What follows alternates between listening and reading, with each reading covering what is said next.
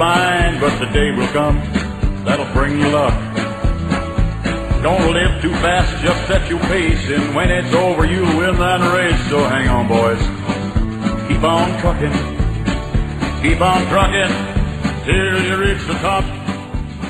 Yeah. Hello, everybody, and welcome to Ari Shaffir Skeptic Tank number 28. Thank you very much for tuning in. By the way, if you guys are on iTunes, please hit subscribe so you can check on these every week. I put them out every Monday. So you can listen at work, which is what everyone does at podcasts. They listen at work and don't do anything useful, and that's why we're in a recession. So today on the podcast, I'm welcoming my good friend, Mr. Steve Simeone, who I've known for like 10 years. He's one of my oldest friends in Los Angeles. We sort of started at the Comedy Store right around the same time, and we've been there ever since, just fighting it out. So that's what today's episode's about. It's all about sticking to it, just continuing to chase your dream. Speaking of that, I have a couple things to announce. On October 26th through the 30th in Edmonton, Alberta, Canada, I'm taping my first comedy CD, just in time for the medium to be completely dead. I'm doing it at the Comic Strip. It's the website, if you want tickets, is thecomicstrip.ca. It should be fun. I'm doing it at the Rooftop Records. I'm really excited about it. It should be cool. Plus, I can get rid of all this material. Never have to do it again. So, come out and see a lot of these jokes for the last time anyone's ever going to see them. And also, I'm headlining the Los Angeles Improv, the Hollywood Improv, November 11th. Go to improv.com for tickets to that. They finally let me headline, which is nice, instead of banning me for taking my dick out on stage. It's a nice switch. But that's it, everybody. I'm really glad you guys have been tuning in. We got ranked in the top 10 of iTunes comedy last week, which is crazy. So thank you very much for your support. That's really cool. Glad you guys are enjoying these. And with that in mind, please sit back, relax, and enjoy Ari Shaffir's Skeptic Tank number 28, Persistence, with Mr. Steve Simeone. Keep on trucking. Keep on trucking till you reach the top. Yeah, keep them wheels rolling. Don't ever let them stop. Tell old bad luck that you ain't buying. You can't fail if you keep trying. Hang on, friend. Keep on trucking. Keep on trucking till you reach the top. Yeah. Hello, ladies and gentlemen. Welcome to the Skeptic Tank. My guest today is Steve Simeone. What's up, Ari? How are you, Steve? I'm good. So we're going to talk about, I don't even know how to term this, not failure. It's the struggle. That's perfect. It's the struggle to succeed, I think. That's the... Persistence, maybe? Yeah. Persistence, that's it. That's what I'm looking for. Persistence. Yeah, that's it. Okay. That's absolutely it. Did we start together? What did we do? Pretty when much. When did I come in contact with I you? remember this. I remember when I first moved out here, Yeah. I had two roommates I didn't know. So I was probably out here for a couple, As soon as I started to do comedy, my roommate came to a show once, an open mic at the Comedy Store. Yeah. And I remember him specifically saying, "You were really good. Was you and that guy Ari were the two funniest." at the open mic? Yeah, but Potluck? you weren't. Yeah, at Potluck, probably like September, October of 2000. Yeah. Was I Talking to me yet? No. Was I an employee there yet, or was I Yes. still doing? Okay. You were an employee. Yeah. Was I talking to you yet? Dude, this is my favorite Ari story. I think so. That was like September. I got my job there in January. That was like October, probably October or November, because I didn't even have it figured out how to get to the store yet. Okay. Until like a month here, and then like January, I got my job answering phones. And you had done, it was a Sunday night, you had done a set, and you had mentioned being from Maryland. And I'm like, oh my God, I went to college in Maryland. This guy's funny. He's Where'd you cool. go, Towson? No, I went to Loyola. Oh, okay. And I'm like, yeah, I'll just start a conversation with this guy. He's from the East Coast. I'm from the East Coast. I'm We dreading both this like story. comedy. I'm antisocial. It's not And that you I'm were rude. you were sitting on the steps in the main room. Mm-hmm. Was like when I had one of those stupid Sunday night shows. You were probably Steps in the main room? where you go through the double glass doors off the Sunset, and get you in. step up to the front steps in the Was main it room. closed there, or was it? No. You were talking to the other cool kids, and I was Okay. like the nerd kid, like just watching people with friends. Like, oh, I remember when I had friends. What was the main room doing open? Was that like rock comedy night, It- or was I working? You were working. Okay. But Okay, it was that makes over. sense. You know when it's like over? Yeah, you you were just probably sit there. working the door and you're just sitting there talking to like probably Well, if you're the cover booth, once it was the probably rush, like Jordy and Favorman at yeah, the time. once the rush comes in, you're done. You're done. You just check Right. somebody's ID if they come in, but no one's coming in. So no, you were definitely done. Maybe you weren't working because this is what happened. So then like everybody sort of dissipated and you're just sitting there and I'm like, hey, and you looked at me, you're like, hey. And I went, so you're one from Maryland. You're from Maryland. I went to college here. And you went, yep. And you just got up and walked away. Oh, no. And I was like, it's going to be tough making friends in a new city. Whenever people tell me, like, oh, my first time in LA, you were there at my first show in Los Angeles. And I was like, Oh, what's the no. story Yeah, gonna be? my heart stops. I'm always like, did I do a dick thing? Please, Yeah. God, I don't. Caparula said that to me, and it was like, he goes, no, you were super helpful. You told me the whole deal with the open mic and how to do it. That's The cover was like, oh, you got like the 1 in 5 chance. That was being pleasant and informational. So you moved here and you moved to like Santa Monica or something, right? I moved here. I didn't know, and like I look back at what I did, and it was definitely crazy. Yeah. Like I remember last year I was back in Philly, and I got to open up for Dom, and we went to this awesome. That's cool. It was so cool. That was like being back in Philadelphia. It was He's my from there first too? time. Yeah, Oh wow. And Eleanor. and Eleanor. It was She's me, from there, Dom, too? and Eleanor. Wow. And it was like, after 10 years of doing comedy, I finally got to come home, Yeah. do a show with a legend. A legitimate show. A legitimate show in the best comedy club in the city the night before Thanksgiving. And it was Helium. like, maybe it was worth it. Night like before Thanksgiving? night before Thanksgiving, I had a lot of friends there. I had family there. People I hadn't seen in a while. I used to work for the Eagles. So Was a this lot of past year or 2 years ago? it was a year ago. Okay.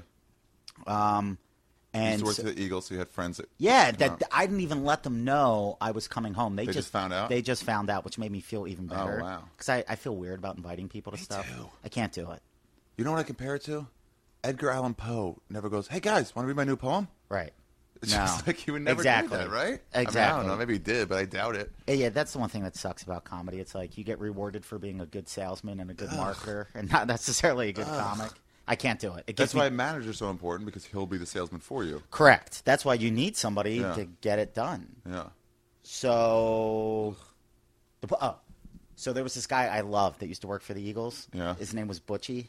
Butch, no lie. And he was in charge of the Philadelphia Eagles security. He was just cool. Some people were just cool. He's like a Butchie was his nickname? yeah. His last Okay. name was Butchenstein or something? Buchanico.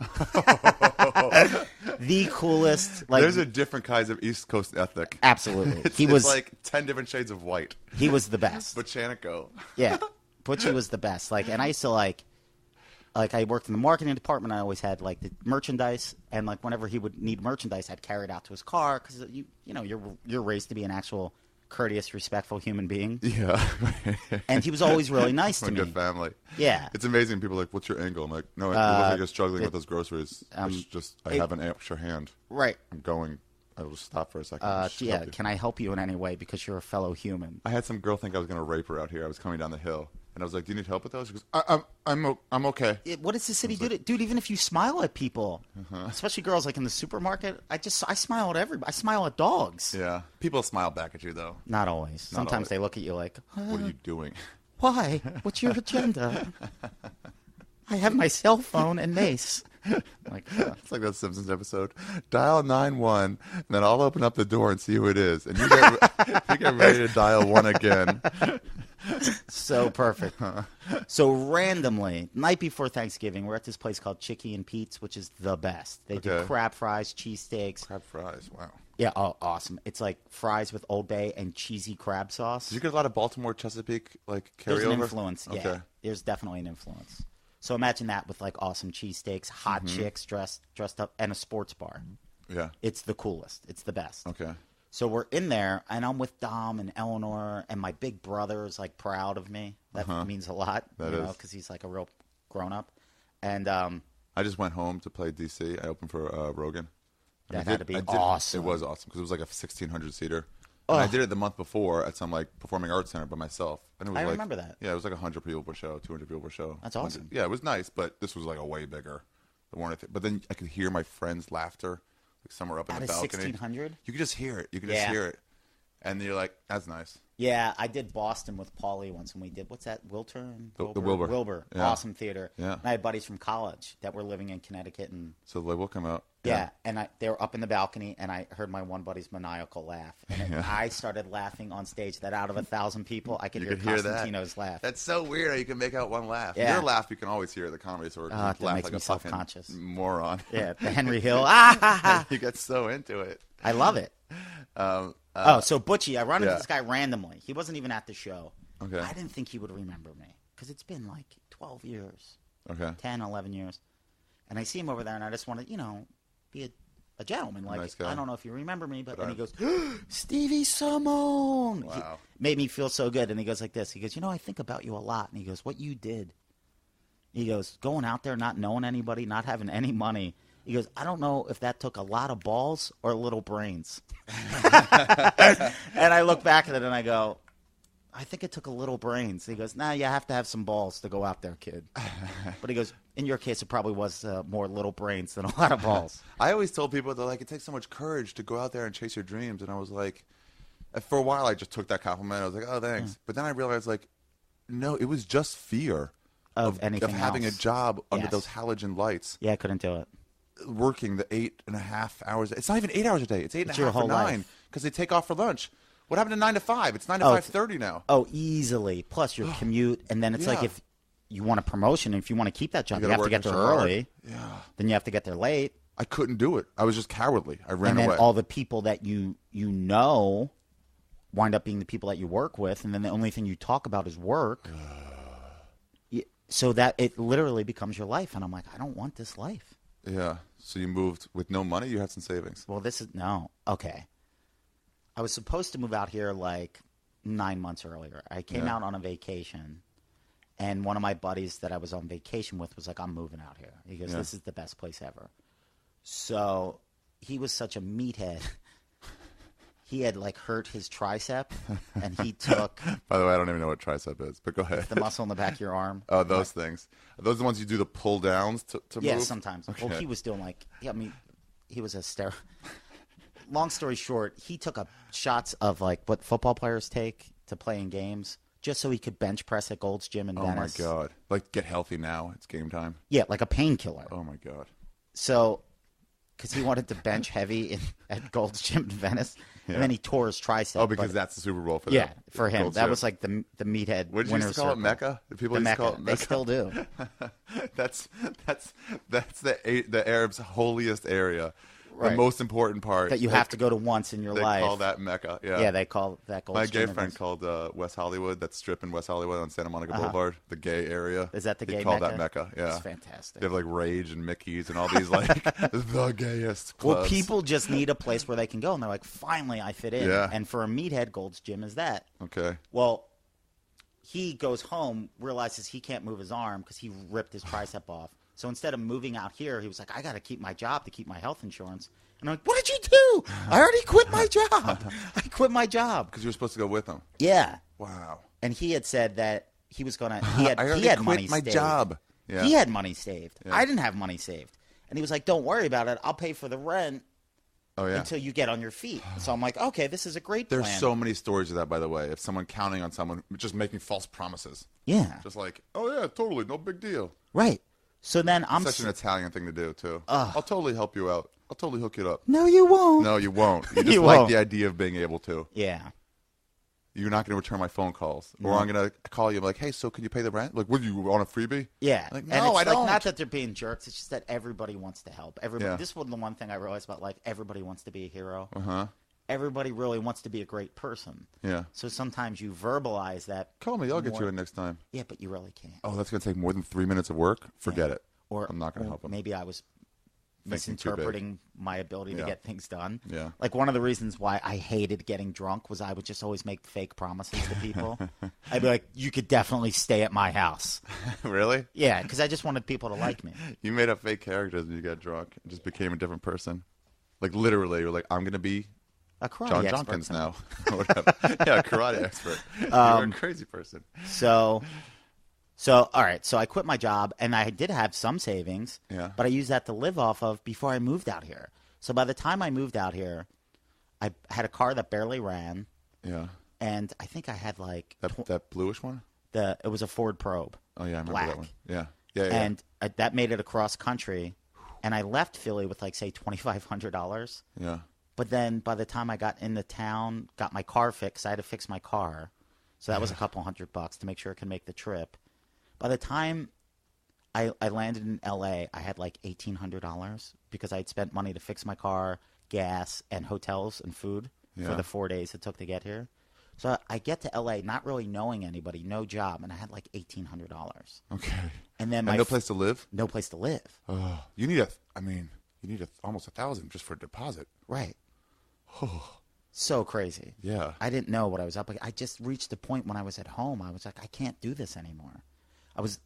Do what? I quit my job. Eagles. Well, No. that was the first level of decisions. Okay. Where I was like, because prior to that, I had a real cubicle job, like at a credit card company, which was awful. Okay. So I just quit that. What did you do? Cold calling? MBA? I sold my last job there was I sold auto insurance over the phone. Ugh. It was awful. For a credit card company? Yeah. Ugh, just spamming. Oh, it was terrible. No, I don't even know if I'm allowed to talk about. Like, what they did is they made people think they won a prize. Yeah. Like, call this number and you might have won a new BMW. And you're worried about not being able to talk about it. That sounds so illegal. Right? So they gave people scratch-off tickets.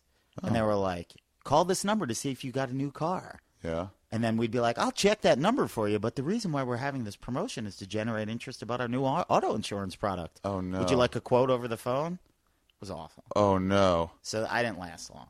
And That's horrible. Yeah. That's really horrible. You're just taking advantage of probably old people, right? I couldn't do it. Yeah. I was like, I can't do this. And then I was going to go to law school. Yeah, I was going to do that. I took my LSATs, and then I'm like, What'd you get? I don't remember. It wasn't what I wanted. Because you know how those like Kaplan courses say we'll guarantee you 10 points? 10 points higher. My first pre-test, I got like a 169 or a 170. I'm like, oh my God, I'm going to go to Harvard. Yeah. Like I really thought. Yeah.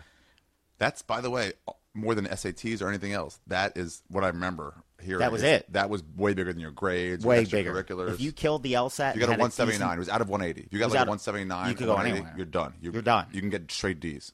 And I had like, I did really good in college. Oh, okay. I did. So, I wound up getting like a 160 something. 69 or something? Yeah. No, it wasn't that high. It was like a 163, 164. Yeah.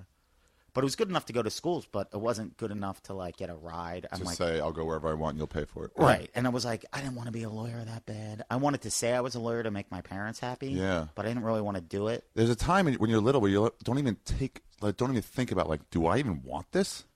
I don't know. I just say I do because you should be a lawyer. But like, is that something that I would find enjoyment doing? And I had randomly met people Yeah. that were attorneys during that hated it. That hated it. Yeah, I worked at a law firm for years, and I remember one new. I was not even a paralegal. I was just working the file room. Yep. And I remember one new lawyer was like, "This isn't fun. This sucks." Yeah. I remember two distinct conversations with strangers. One was in a diner in South Philly, this place called the Melrose, which is tremendous, where people listen to your conversations and just jump in. Like, tremendous. And Couldn't this help guy, but noticing you were talking about. Really? Yeah, I was like 22 at the time, and he goes, "Look, kid, don't be a lawyer." He goes, "It sucks." Yeah. And he started to talk to me. He goes, "If you still want to be a lawyer when you're 30, go back to law school then." He goes, "Get a job, make money, go to Temple at night, and be a lawyer."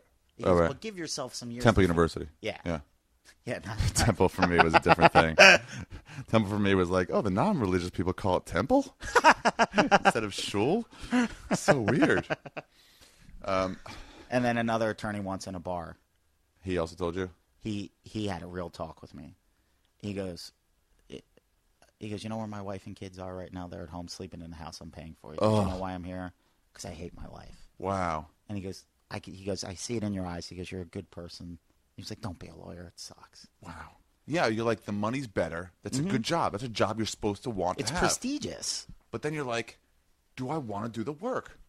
Yeah, the day in, day out. Not the work to get there. 80 hours a week to your first year. Of boring, awful.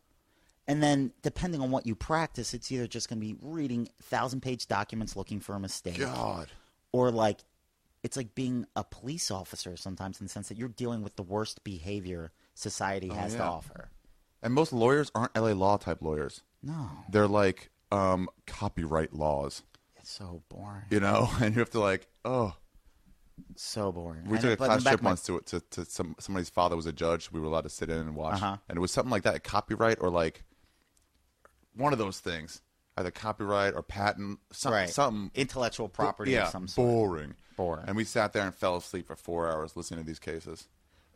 Yeah. Traffic law is better than that. Yeah, I'd rather be like one of those guys that has an ad. Do you have a DUI? Have you been injured? To me, that would be more fun. Called Dos Dos Dos. Yeah, exactly. Dude, I honestly, like in the back of my brain, I was like, worst case scenario, I'll be that guy and just have fun and meet people and try to get people like that need money. From Breaking Bad. Yeah. Just like that. Exactly. But after not getting the score I wanted, not getting and getting some good advice, and then a well-timed song on the radio. What song? What song? I don't even. It's amazing how art can do that to you. Where I was like, God, I don't know what to do. Give me a sign or whatever. And then I go, if one of my favorite songs comes on the radio, I'm not going to be a lawyer. Blah, blah, blah. Really? And it was Harry Chapin, Cats in the Cradle. It's like the still gayest. Cry at that. Yeah, always a child. And I was like, I don't want that life. And then that dad who ignores his son until it's too late. Exactly. And then I was like, I don't want that life. Yeah. And that was it. I don't want your laugh. Plus, I had already had student loans from undergrad, and I'm like, I had talked to people that had law degrees that were waiting tables because they couldn't get a job, and I'm like, holy crap. Really? Whoa. Yeah, what if you finish in the bottom third of your class? Right. Oh, nobody talks about them. Right.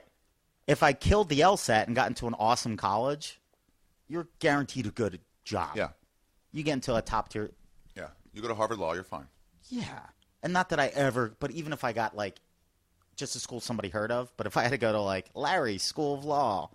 Yeah. And then you have to hustle and grind. And I'm like, why do I want to hustle and grind in that world when I don't love it? So I was like, comedy, if I have to hustle and grind, at least I'll love the process. Yeah.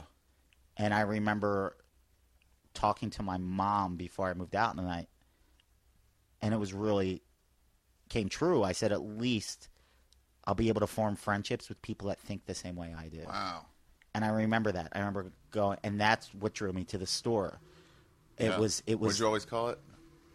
The Island of Misfit Toys. That's it. Yeah. The people that just didn't fit in anywhere else. And they just kind of moved around until they found this island. That's our Mecca. Yeah. It's like the Mecca for smartasses. It's the Mecca for people that. When people come into town now, and they, for the longest time, like, oh, come out, we'll go. I have to show them the Hollywood sign. And it's like, what's to do at night? Come to this club. I heard this club is nice. And it's like, But now, I realize, like, you know what I enjoy doing? I'm like, why don't you come hang out at the Comedy Store with me? We'll get high. You can drink if you want. Right. Watch some comedy, and we just talk. That's what I like doing. Let's just hang out. That's what I like doing. It's my favorite thing. Yeah. Just hanging out. Yeah. Yeah. So anyway, you found, what were you saying? So I don't know how we got in. So I'm in L.A. Oh, yeah. Okay. With no money. No money. I spend I stop at that Sahara Hotel across from Rock and Roll Ralph's. You stayed there? No, this is the story. I get the room. That's a hooker hotel. Dude, it smelled like... Dude, I went in there, and the room smelled like Broken Dreams. It's the only way to describe it. Like, it smelled so awful that I've never been assertive in my life. I went into the room. I said, fuck this. I went down. I go, I want a refund. And the guy's like, I'll give you a different room. I went, no. Normally, you'd be like, oh, I guess I just have to stay here for one night. And it was so bad. Yeah. This is before I ever learned how to be assertive and stick up for myself. Like, no, I didn't. I didn't care. I'm like, I knew I needed the money, and I knew there was no way I was staying in that place. That helps, yeah. I needed the money. No way I'm staying in that place. Give me my money back. So now I'm driving around L.A., and I'm like, I don't know anybody. Where am I going to go? Yeah. And I'm like, this was definitely a mistake. Yeah. Like, I was first night in L.A., and then when I was out here 6, 7, 8 months earlier on vacation. Yeah. I stayed at the Best Western across the street from the store. Is that still open? Yeah. Oh, yeah. Oh, that's nice. Yeah, it's nice. Yeah. And, I guess we had gotten an internet rate where it was, $60 or $70 a night then. Yeah. In January. Wow. In August, when I came back out. How much? It was $250. And I'm like, are you kidding me? January's the best, by the way. I went to Disneyland this year in January, January 8th or something. Right. Lines are 15 minutes. It's the best. It's great. Just catch a warm day. You got to catch a warm weekday. And there's plenty of them in January. Yeah.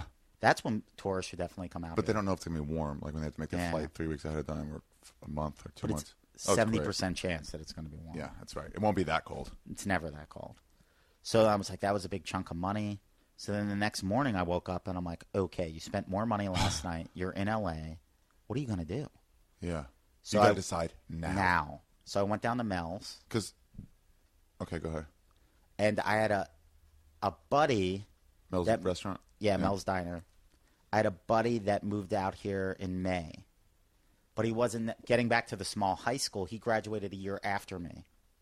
And we had a lot of mutual friends, but it wasn't like we were boys. It wasn't like me and you. Right. It was like, I know this guy well enough to call. Okay. That was about it. We had partied together. We had a lot of mutual friends, and he was a good guy. Okay. And he turned out to be a great guy because I call him, and he goes, well, I was expecting the phone call. Uh-huh. Really? Yeah. Really? Goes, yeah. Because he knew I was coming out. Oh. He knew at some point I was going to come out. Because, friends, it's really weird because it's a world before Facebook. It's a world before, email was kind of new.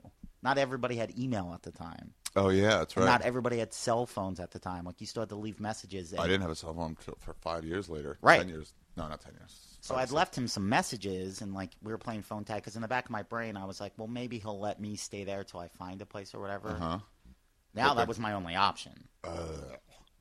And he was cool enough. He was like, look, dude, I get off work, drive down to Santa Monica, and we'll hang out, and we'll figure it out. Yeah. So I go down to his place. I crashed on his couch that night. He was staying with him and 2 girls. Another one was another, kind of friend. Yeah. Who, same thing. Graduated with them. They let me crash on their couch for 2 weeks. Yeah. My younger brother had a fraternity brother that lived down in the South Bay. I called him, and he was like, I'm like, I don't know anybody. What am I going to do? And he goes, well, there's this really cool pizza place that has great wings. Yeah. It's like my first day in L.A. He goes, you might as well go. And I didn't want to let him know that I was poor and I needed a place to stay. He was just like, South Bay's really nice. And yeah. And I'm like, yeah, I bet it is. I looked at like Hermosa Beach. My roommate, when I moved out, he was like, well, we should look there. That'll be a cool place. I heard that's and you look there and you're like, oh, how much for 1 bedroom? $3,800. You know what? I'm gonna look at my other options, and I know there was another place next door, but I'll definitely call you. Now, does this building have an elevator to my suite? Because that's what I'm looking for. How long has the doorman been here? Just like your brain's going, what kind of questions would rich people ask? This reminds me when all my high school friends used to go to Vegas for the first round of the NCAA tournament, college basketball tournament. That sounds like fun. Yeah, it was great, and we just gamble on every game, the over/under or the point spread, because it's pretty much a coin flip. Right. They make the odds even enough. We would get a one of those things out by the MGM, sit by the pool, the gazebos. Cabana. Yeah, we'd watch every game or go to the sports book. It was just so much fun. That's awesome. But we figured out the only way to get into clubs, because we're all dorks, is to get restaurant reservations before it becomes a club and just stay there while they move it over. That's it was the only way, because we stood in line at the Palms once for an hour, and they were like, was that before you knew Court? Before I knew Court, yeah. Yeah. This last time we were all there, I got them all into the Palms. Did I tell you that? No. I asked Court, I was like, hey, my friend's all going to be there. Can I get into the Palms? The first time, we didn't move for an hour, and then my friend went to the front to investigate. Yeah. And he goes, they're only taking people off a special list, so we're all just standing in a line that's not moving at all. And we're like, oh, let's go play blackjack. Yeah. My friends stayed in line longer. But yeah, the last time we went, I just went. I was like, hey, is it cool if Court McCown said hi? I could. And then the door guy was like, oh, all right, yeah, I saw you at the comedy show. Yeah, come on in. You're fine. And all my friends whoa, how'd you do that? Dude. 8 dudes, no chicks. Court is the coolest. Whenever I introduce him at the store, I go, Court's the coolest person that acknowledges me in public. Because I have some friends that are cool, but if they see Not me, now, Steve. yeah, there's people about.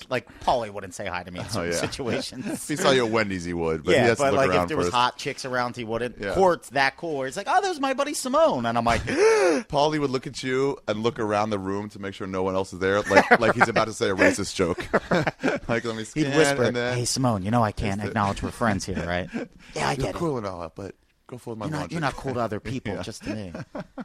And that's what Court would do that to me before we were friends. Yeah. And that's why I always liked him. Yeah. Court's a real relaxed dude. Yeah, he's the man. And if you're ever in Vegas, he can get you everywhere. Yeah. You can feel like you're not a loser. It's pretty nice. Yeah, it's really cool. So what were we just saying about? So my buddy let me stay at his place, yeah. and then I didn't know what to do, and I'm sleeping on the couch, and then I try to reach out to anybody I might know in LA. Mm-hmm. That's what you do. You So you didn't really know people? No, I didn't know. Wow. Had you already been doing comedy?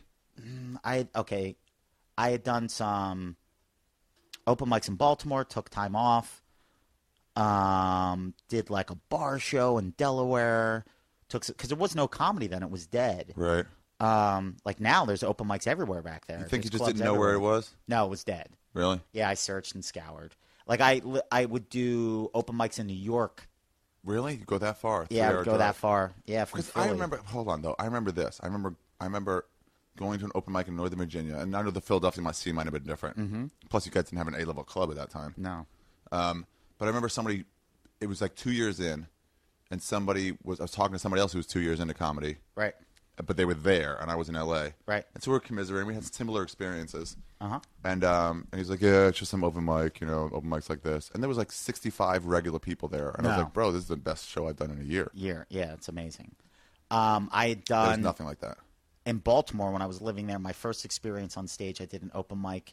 There was a little side street that they used to close down when it was nice. It was called Water Street. Oh, yeah. Mm-hmm. And there was a comedy club there called Winchester's. I did the open Oh, mic yeah. there. Winchester's. I think I Killed looked it. into that. Uh-huh. Did 20 minutes my first time on stage. Yeah. Wow. And then Wow. I still knew kids from college, and I was like, look, if I promote a show here, let me split the door. Okay. And I was like, all right, Yeah. $5 cover. I got to keep 3. They sold out a beer that night. Wow. And I made like $300. And Wow. I'm like, I'm never going to get a job ever. Why would you? And then, But then you don't put into account, I can't and do that this was every probably day. the most, that's more money than I make now doing a set of comedy. Jesus. And that was like my second night on stage. I thought it was going to be so easy. Mm-hmm. I knew it was going to be hard, but I had no idea it was going to be this hard. So long story short, I'm in LA. I don't know anybody. I have like $1,500. I'm sleeping on a couch. My brother's fraternity, he gives me a tip on good pizza and wings. I go down to this place called The Slice. The Slice was the greatest. The greatest. And Jules behind the counter was like, where are you from? I'm like, Philly. He goes, did you just get off the bus? I'm like, yeah, it's my Pretty first day much. in town. And he was like, bro, he was like, I'm from Jersey. I could just tell. And he's like, what Really? do you do? And it was the first time ever I'm now officially in L.A. And someone acknowledged you. And they said, what do you do? And I said, I'm a comedian. Ooh. Yeah. And he goes, oh, do you know Joe Matarese? And I go, yeah. He was the How'd you know only Matarese? comedian, because I had done a show in Wilmington at this place called Bottle Caps. Yeah. I had done like 2 or 3 shows there, and the headliners that I worked with, I got to MC in a bar Yeah. on a Wednesday night. The headliners were Matarese, Yeah. Florentine, Whoa. and Norton. Whoa. And I remember When was this? probably like 99. Jesus. And I remember thinking comedy was going to be easy until I saw Jim Norton. And I went, oh, my God, this For a is while, yeah, before I knew who Jim Norton was, you were like, he's the best comic in the world. in the world. Yeah. And I went, if this guy is this funny and he's driving from New York to do a gig in Wilmington, Delaware on a Wednesday night, Yeah. I go, I have no shot. I go, it's never going to happen. So then I didn't get on stage for like a year after that. I was like, just work at the Eagles. Yeah, fuck it. Be what's happy why? you have a job.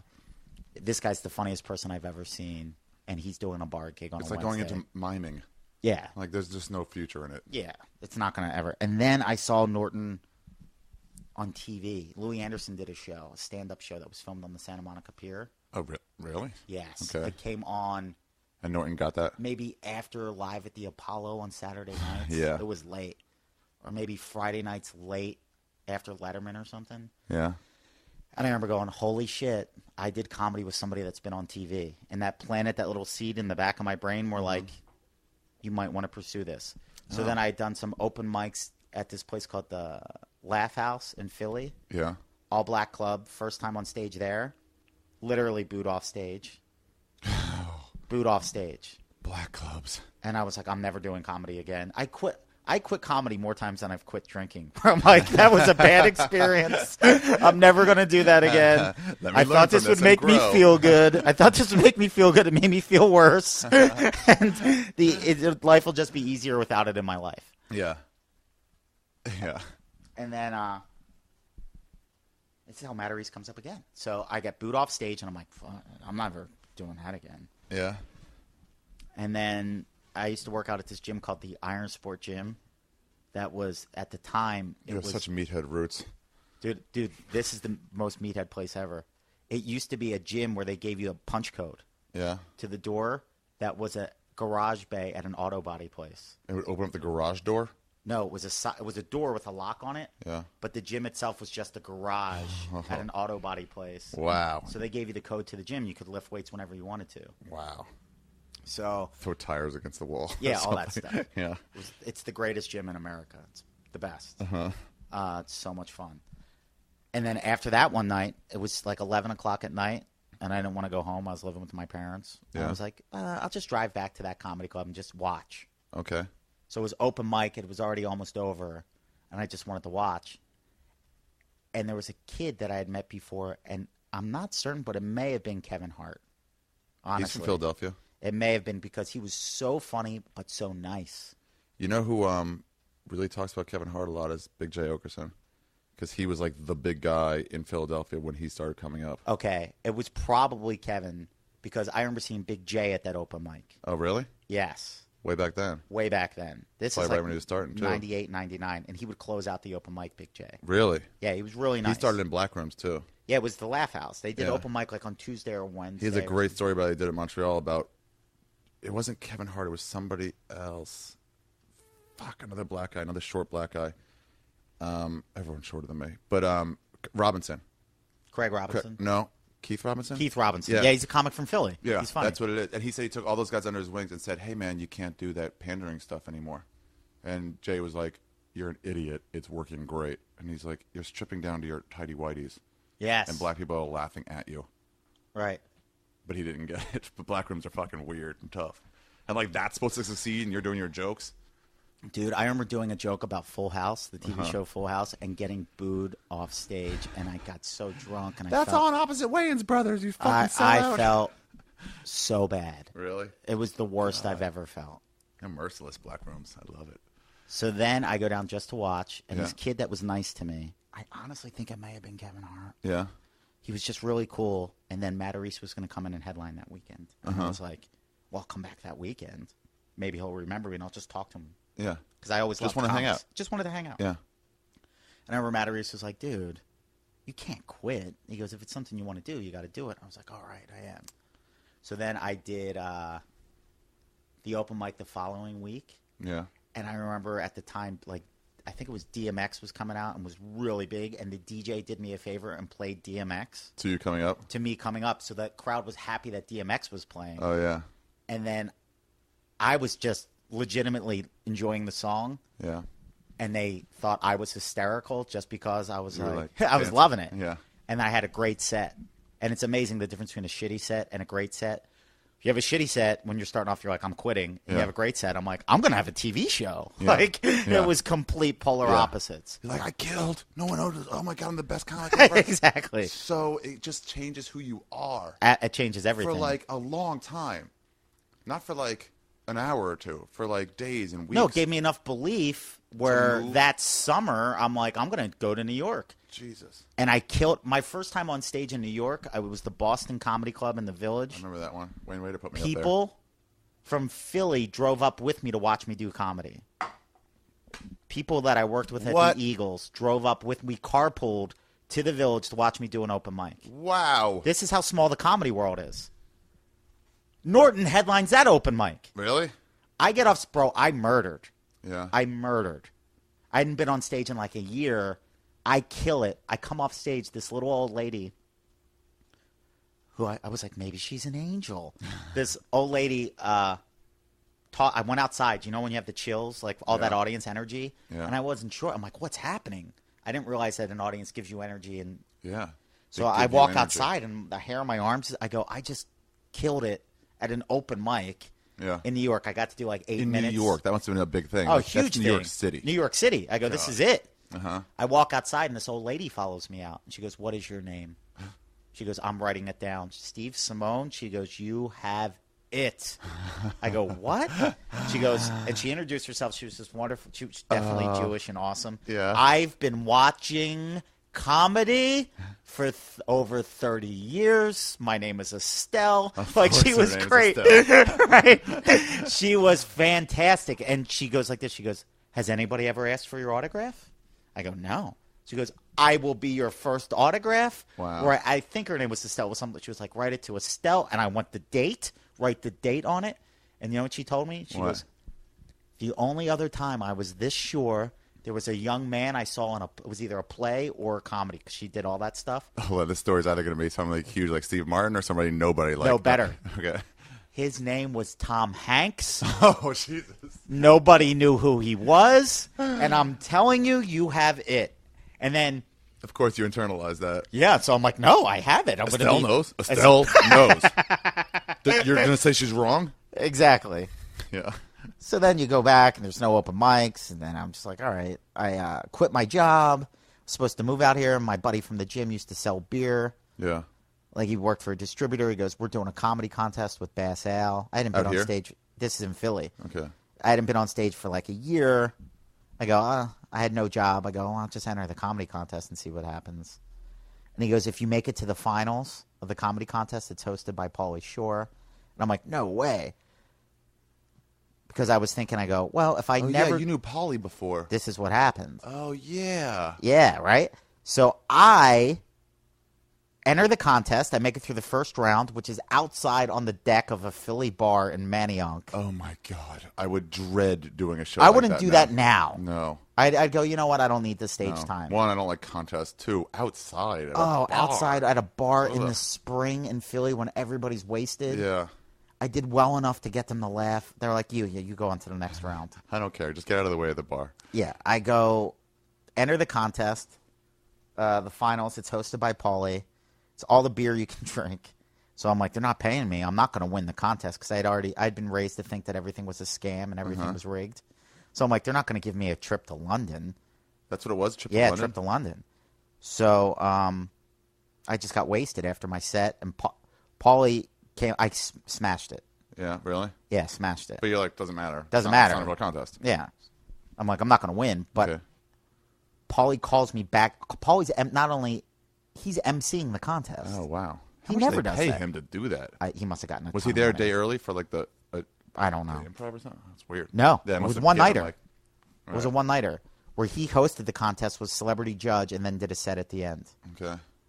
He calls me back out because I used to do a joke about seventh grade dances and about how my friends would get me to break dance, and I thought how that would get me girls or something. Yeah.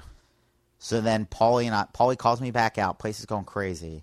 I didn't really even bring it. It was like the ultimate bringer show. And we both did like the worm or the centipede off stage together, and I'm That's like, cool. oh my god. Because I didn't even think I was going to move to L.A. at that time, and I thought that would be the highlight of my comedy career. Yeah. To say I got to break dance on stage one night with Pauly Shore. What if that is the highlight of somebody's career? It could be. Dude, it hasn't gotten much better since. So I feel like it's still top 10. definitely. And then I got off stage, and he goes, bro, you should be at the store. I'm like, what's the store? He goes, the Comedy Store, bro. It's my mom's club. Yeah, I He was call like, it that sometimes. Like, there are people like, which store? What kind Yeah, of store? I didn't I'm like, know. Oh, no, I'm like, the store. I'm like, what store? And he goes, the Comedy Store, dude. My mom runs it. He's like, you should be there. You're funny, bro. Wow, Pauly Shore is really, like, Yeah. nurturing. Huh. Dude, he helped me out. It's nice to have someone like that believe in you. So, dude, to have that Even like randomness- Louise, even someone like that. It's still like, randomly, wow, you're someone Estelle, who is, Pauly Shore, seeing Norton on TV, Yeah. having Joe Matarese be nice to me, and then he's headlining the comedy club where I got booed off stage. I took all these little things as signs from God that this is my path. Yeah. And the only reason I haven't quit comedy is because I believe it's a calling. I think it's Okay, so I'll give you a calling, impossible. but I'm not going to give you those as signs. Right. Oh, yeah. It's all open for interpretation. Okay. But so then Pauly and Dean, Dean Gelber? yes, was Yeah. his road manager at the Oh, time. yeah. So Dean's got all the T-shirts and stuff. I remember helping Dean load up his T-shirts and putting them in Pauly's limo. I carried boxes. Oh, yeah. And they were like, wow, this kid's really cool. He wins the contest, and he's carrying boxes. Dean writes down a phone number. He goes, bro, when you make it to L.A., give me a call. Wow. I'm like, all right. So now I'm in the pizza place in Santa Monica. I meet Jules, go back. all the people that I'm where the couch is that I'm staying at, they're all at work. So I called Dean. He doesn't like remember me, kind of. And then he's like, you know what? They do open mic at the store on Sundays. Just go there. And That's another one. Hey, call me. I'll help you. And it's like, so you're actually calling me? So I show up at the open mic. I don't get up. Because remember you used to have to sign up on Saturday nights? No. You used to have to sign up. They'd put the list out Saturday night for the open mic on Sunday. Late Saturday night. But then you sign up for a week later. Yeah, it was awful. You sign up on Sunday for the next You had to Sunday. pay to park. Oh, yeah. They wouldn't let you park at the store. No. And people are like, get out of here. You can't be here. And people are like, why? I just want to get on the open mic my list. name and then leave and come back at 7 whenever they're... Saturday night on the Sunset Strip, you can't find a meter. Well, they're put out Saturday night at like 2 a.m. So they No. didn't have to do... No, it was like midnight. Oh, I that's didn't know. stupid. It Why would they I invite the don't know. Chuds over on Saturday night at midnight? Man, that place was run bad for a while. Yeah, I don't know. So then I'm like, oh, fuck this. This sucks. Yeah. And then... and if you weren't one of the first 40 names on the list, you just don't even get to pick a number. You don't even get a chance, yeah. If you are, then you get 1 and 2 chance. God, it was awful. Yeah. And then Jules winds up giving me a job at the pizza place. Okay. Delivering and working the counter. So within 2 days of LA, I'm working at a pizza place. Then a buddy of his is moving out of a 3-bedroom apartment. He was like, "Can you afford $650 a month?" I'm like, "I guess so." Yeah.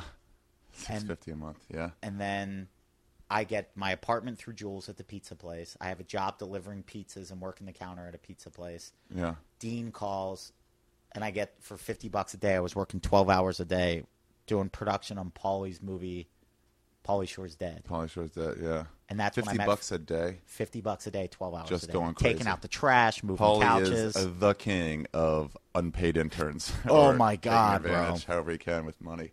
It was awful, brutal work, but it got me my job answering phones at the store. Sure, you got you in. Got me in. That's what I started on the phones. And then I went from phones. And you didn't even know what the Comedy Store was. I knew what it was in legend.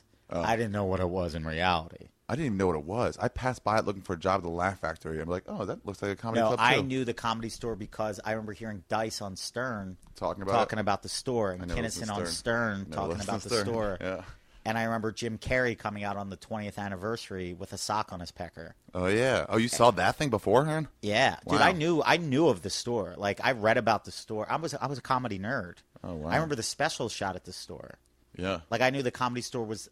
When I map quested directions from Philly to L.A. You map quested to the Comedy Store? To the Comedy Store, 8433 Sunset.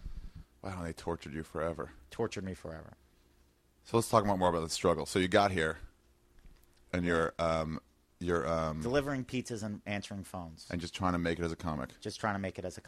And so then you're like, okay, then my car dies. The way in is at the Comedy Store. You get to be an employee. Right. And then the old way, when Mitzi was still around, was she sees you eventually. The idea was she'll eventually see you and be like, that's great, you're a paid regular. Correct. And then you'll start getting spots, and then people from the Tonight Show will see you, and or whatever. That's not all realistic, but some stages take longer than others for certain people. Do you think that like you get your job at the store answering phones, and then you can graduate to a job at night working the door of the cover booth? Yeah, move up. You get a door job. That's like even better. Door job is the coolest job at the store. You can just watch comedy and learn. Right. And you can get tips. Mm-hmm. Because remember, we were only getting $25 a shift then. $25 a shift. You had to be there at 8 to open the doors at 8:30. Yep. And you were there till 2:15 to 2:30. Yep, for $25. 6 hours. Yeah. What does that break down to? $4 an hour. Oh. God. Yeah, you had to get tips. Had to. Work it however you. Oh, you want the front row? That's gonna cost you. Yep. And they get in. They're like, all right, here's $10, and you get in. There's 6 people in the room. And then people would fight for that main room front shift. Yeah, you'd say the fronts. There were kids that just kept booths. the main room front shift that weren't even doing comedy anymore because they would just sell the booths. Just for money. That's right. Just main for room money. front. Not Jason Washington. Ron Lewis did it for a while. Yep. Ramos kept it for a while. Yep. After they were dumping employees, that was the last shift they gave up. Caparulo kept that one for a while. Yep. They would fight for that main room front for New Year's because you could sell booths for like $100 a piece. Yep. Live off that. Yeah. And then when somebody I even got fucked out of those shifts. I got fucked every way possible at the store. And so it wasn't happening as fast as you wanted it to. Oh my God! It took me 8 years to get past it. 8 years to get made a paid regular from the time you got a phone job. Yeah, I didn't get past. You were there when I got past. Remember we were in the coffee shop? In the coffee shop. on Hollywood Boulevard. We were at that La Brea in Hollywood. Oh yeah, and you Because got a you were call. like, because I was on the road a bunch by that point. Yeah, what were we writing or something, or just meeting? Yeah, we're just hanging out. Because I was in and out of town. Or we're writing up that idea that's gonna go nowhere. Should I just tell everybody what the idea was? Because it's literally never gonna happen. Yeah, don't say the name because I'm using that for a script. Oh, okay. But you can talk about the concept. Okay, it was just a bunch of dweebs, I guess. Yeah, nerd fights. Nerds and training mixed martial arts. Yeah. And kind of like Biggest Loser style, where it's like you really put them through training for like a month. Yeah, but we're months. talking about 120 pound, 5'11" people or super fat guys. Yeah, people that have gotten picked on their whole life. Yeah. The thing was teach them how to fight. Yeah, and they were going to lose weight and bulk up because you have to when you're training. Like it just happens. Eat better, like whatever. I wanted to go through the program. Yeah, and then see if they could actually like win a fight, or even just fighting would be like overcoming and like. Yeah, overcoming those fears Yeah. and fight each other and. I finally pitched that to Dana White. Uh-huh. I was like, hey, I was so nervous. Like, do you take pitches? And he's like, yeah, let's go right now. Come to my room. I was like, what? Are you serious? Yeah, I was like, okay. And then he's so cool, that guy. He's so he's an cool. American legend. Yeah. He's an icon. Yeah, he is. Like, they're going to read about Dana White in business schools for the next 100 They're years. not going to remember Bud Selig as long as they remember Dana No. White. It takes something from zero Yeah. to $1 billion enterprise It and was a below lifestyle. zero. It was losing money. That UFC was losing He's a shitloads of money. genius. And he's like, just give it to me. Let's try. Genius. Yeah, but I told it to him, and he goes, I've heard that before. It's something like that. We don't want to do that. I was like, okay. Thanks And so he much for your time, sir. Yeah, I was like, okay, no big deal. And he goes, so what's up? What else is going on, Ari? How you doing? Like, he made it really cool right after that. Like, let's just keep talking. You want water or anything? Oh, he that's made so it right back cool. to like, let's be friends again. That's Not so interested in cool. that, but no big deal. God, That's that why guy's he's so cool. successful. Yeah, people like him. You have to be cool. Yeah, and he cusses. Yeah. That's nice too. Okay, so He's real. So it took you 8 years. I remember that because you got made a manager of the Yeah. comedy store, which was at the time the kiss of death. Kiss of death. She'll never see you as a comic. Never see you if as a become comic. manager. You Yeah, could do and phones, you could get work a fired bar, immediately. You could. Oh yeah, and those are the shifts. Do you remember- managers where people take scapegoats? Yeah, always. What happened? What didn't happen? Fire Steve. Yep. He must have done it. Oh, my God. So I worked The every light job wasn't there, bro. fixed? Yeah. I got made a manager after like a month of answering phones. And And no one told you like, oh, if you're a comic, you can't do that. I would get my balls broken for. I remember I would sell the main room show. Really push people. Like, Really to push do people it. in there. And then Mitzi was like, oh, get him off the phones. He sounds like a car salesman. Because I was so hear that happy to be at the tick-tocking? store. What's that? I think people can hear the tick-tocking of my clock. I don't know. If they do, so what? Is Yeah, it I guess weird? so. No, I don't know. Listen to it. We'll listen to it afterwards. I don't know what's like sound stuff for a podcast. Whatever. I don't know. Oh, hold on. Let me stop it. People can just tell me. Perfect. Yeah. If this is way clearer now, please tell me. But go ahead. All right, go ahead. So okay. So I was still answering phones Yeah. and then working at the pizza place. I had 2 jobs out here for like my first 6-7 years. There was 1 year, honestly. Slice in the store. Yeah, or Arnie's in the store. Oh, Arnie's. or Yeah, you worked. Oh, you or mean you had at least 2 jobs? at least all 2 times. jobs at all times. God, you're like a fucking Mexican. Dude, in all honesty, there was one Jamaican year for the East Coasters.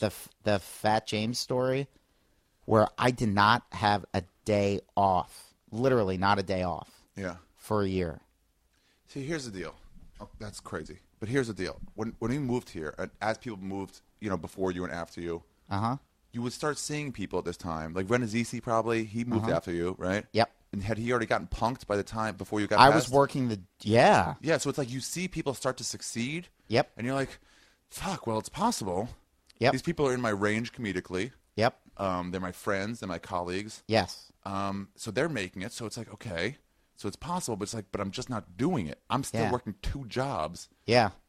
So like, what's the deal? Well, I remember something Rogan told me Yeah. that always stayed with me, and he was 100% right. What was it? By this point, I was working the back door at the store, Okay. and he was holding court back there. And, Joe's cool as shit. Yeah. And he said that fame comes to you in stages.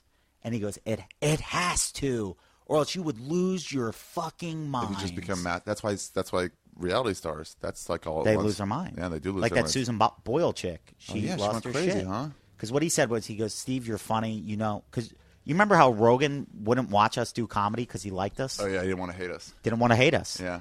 And I remember my first, in my mind, my graduation night at the Comedy Store came 7 years before I ever got my button as a paid regular. I came home from Thanksgiving of like 2001. So I'd already been doing open mics at the store for a year. By the way, I'm sorry, I hate forgetting this stuff, I guess. You're doing that same show you did with Dom last year. You're doing that this year by yourself, right? I'm doing, the Wednesday before.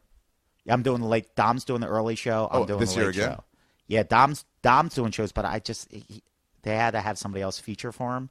So I just wanted to be able to. So it's an 8 and and 10 o'clock show. Yeah, and I'm you're doing the 10 o'clock at Helium. At Helium on Wednesday, the day before Thanksgiving. Drunk Wednesday. Yeah. Drunk. Okay, that'll be fun. Yeah, it'll be great. I can't wait to see everybody. Okay. If anybody hears about Simeone from this, tell them you heard from this.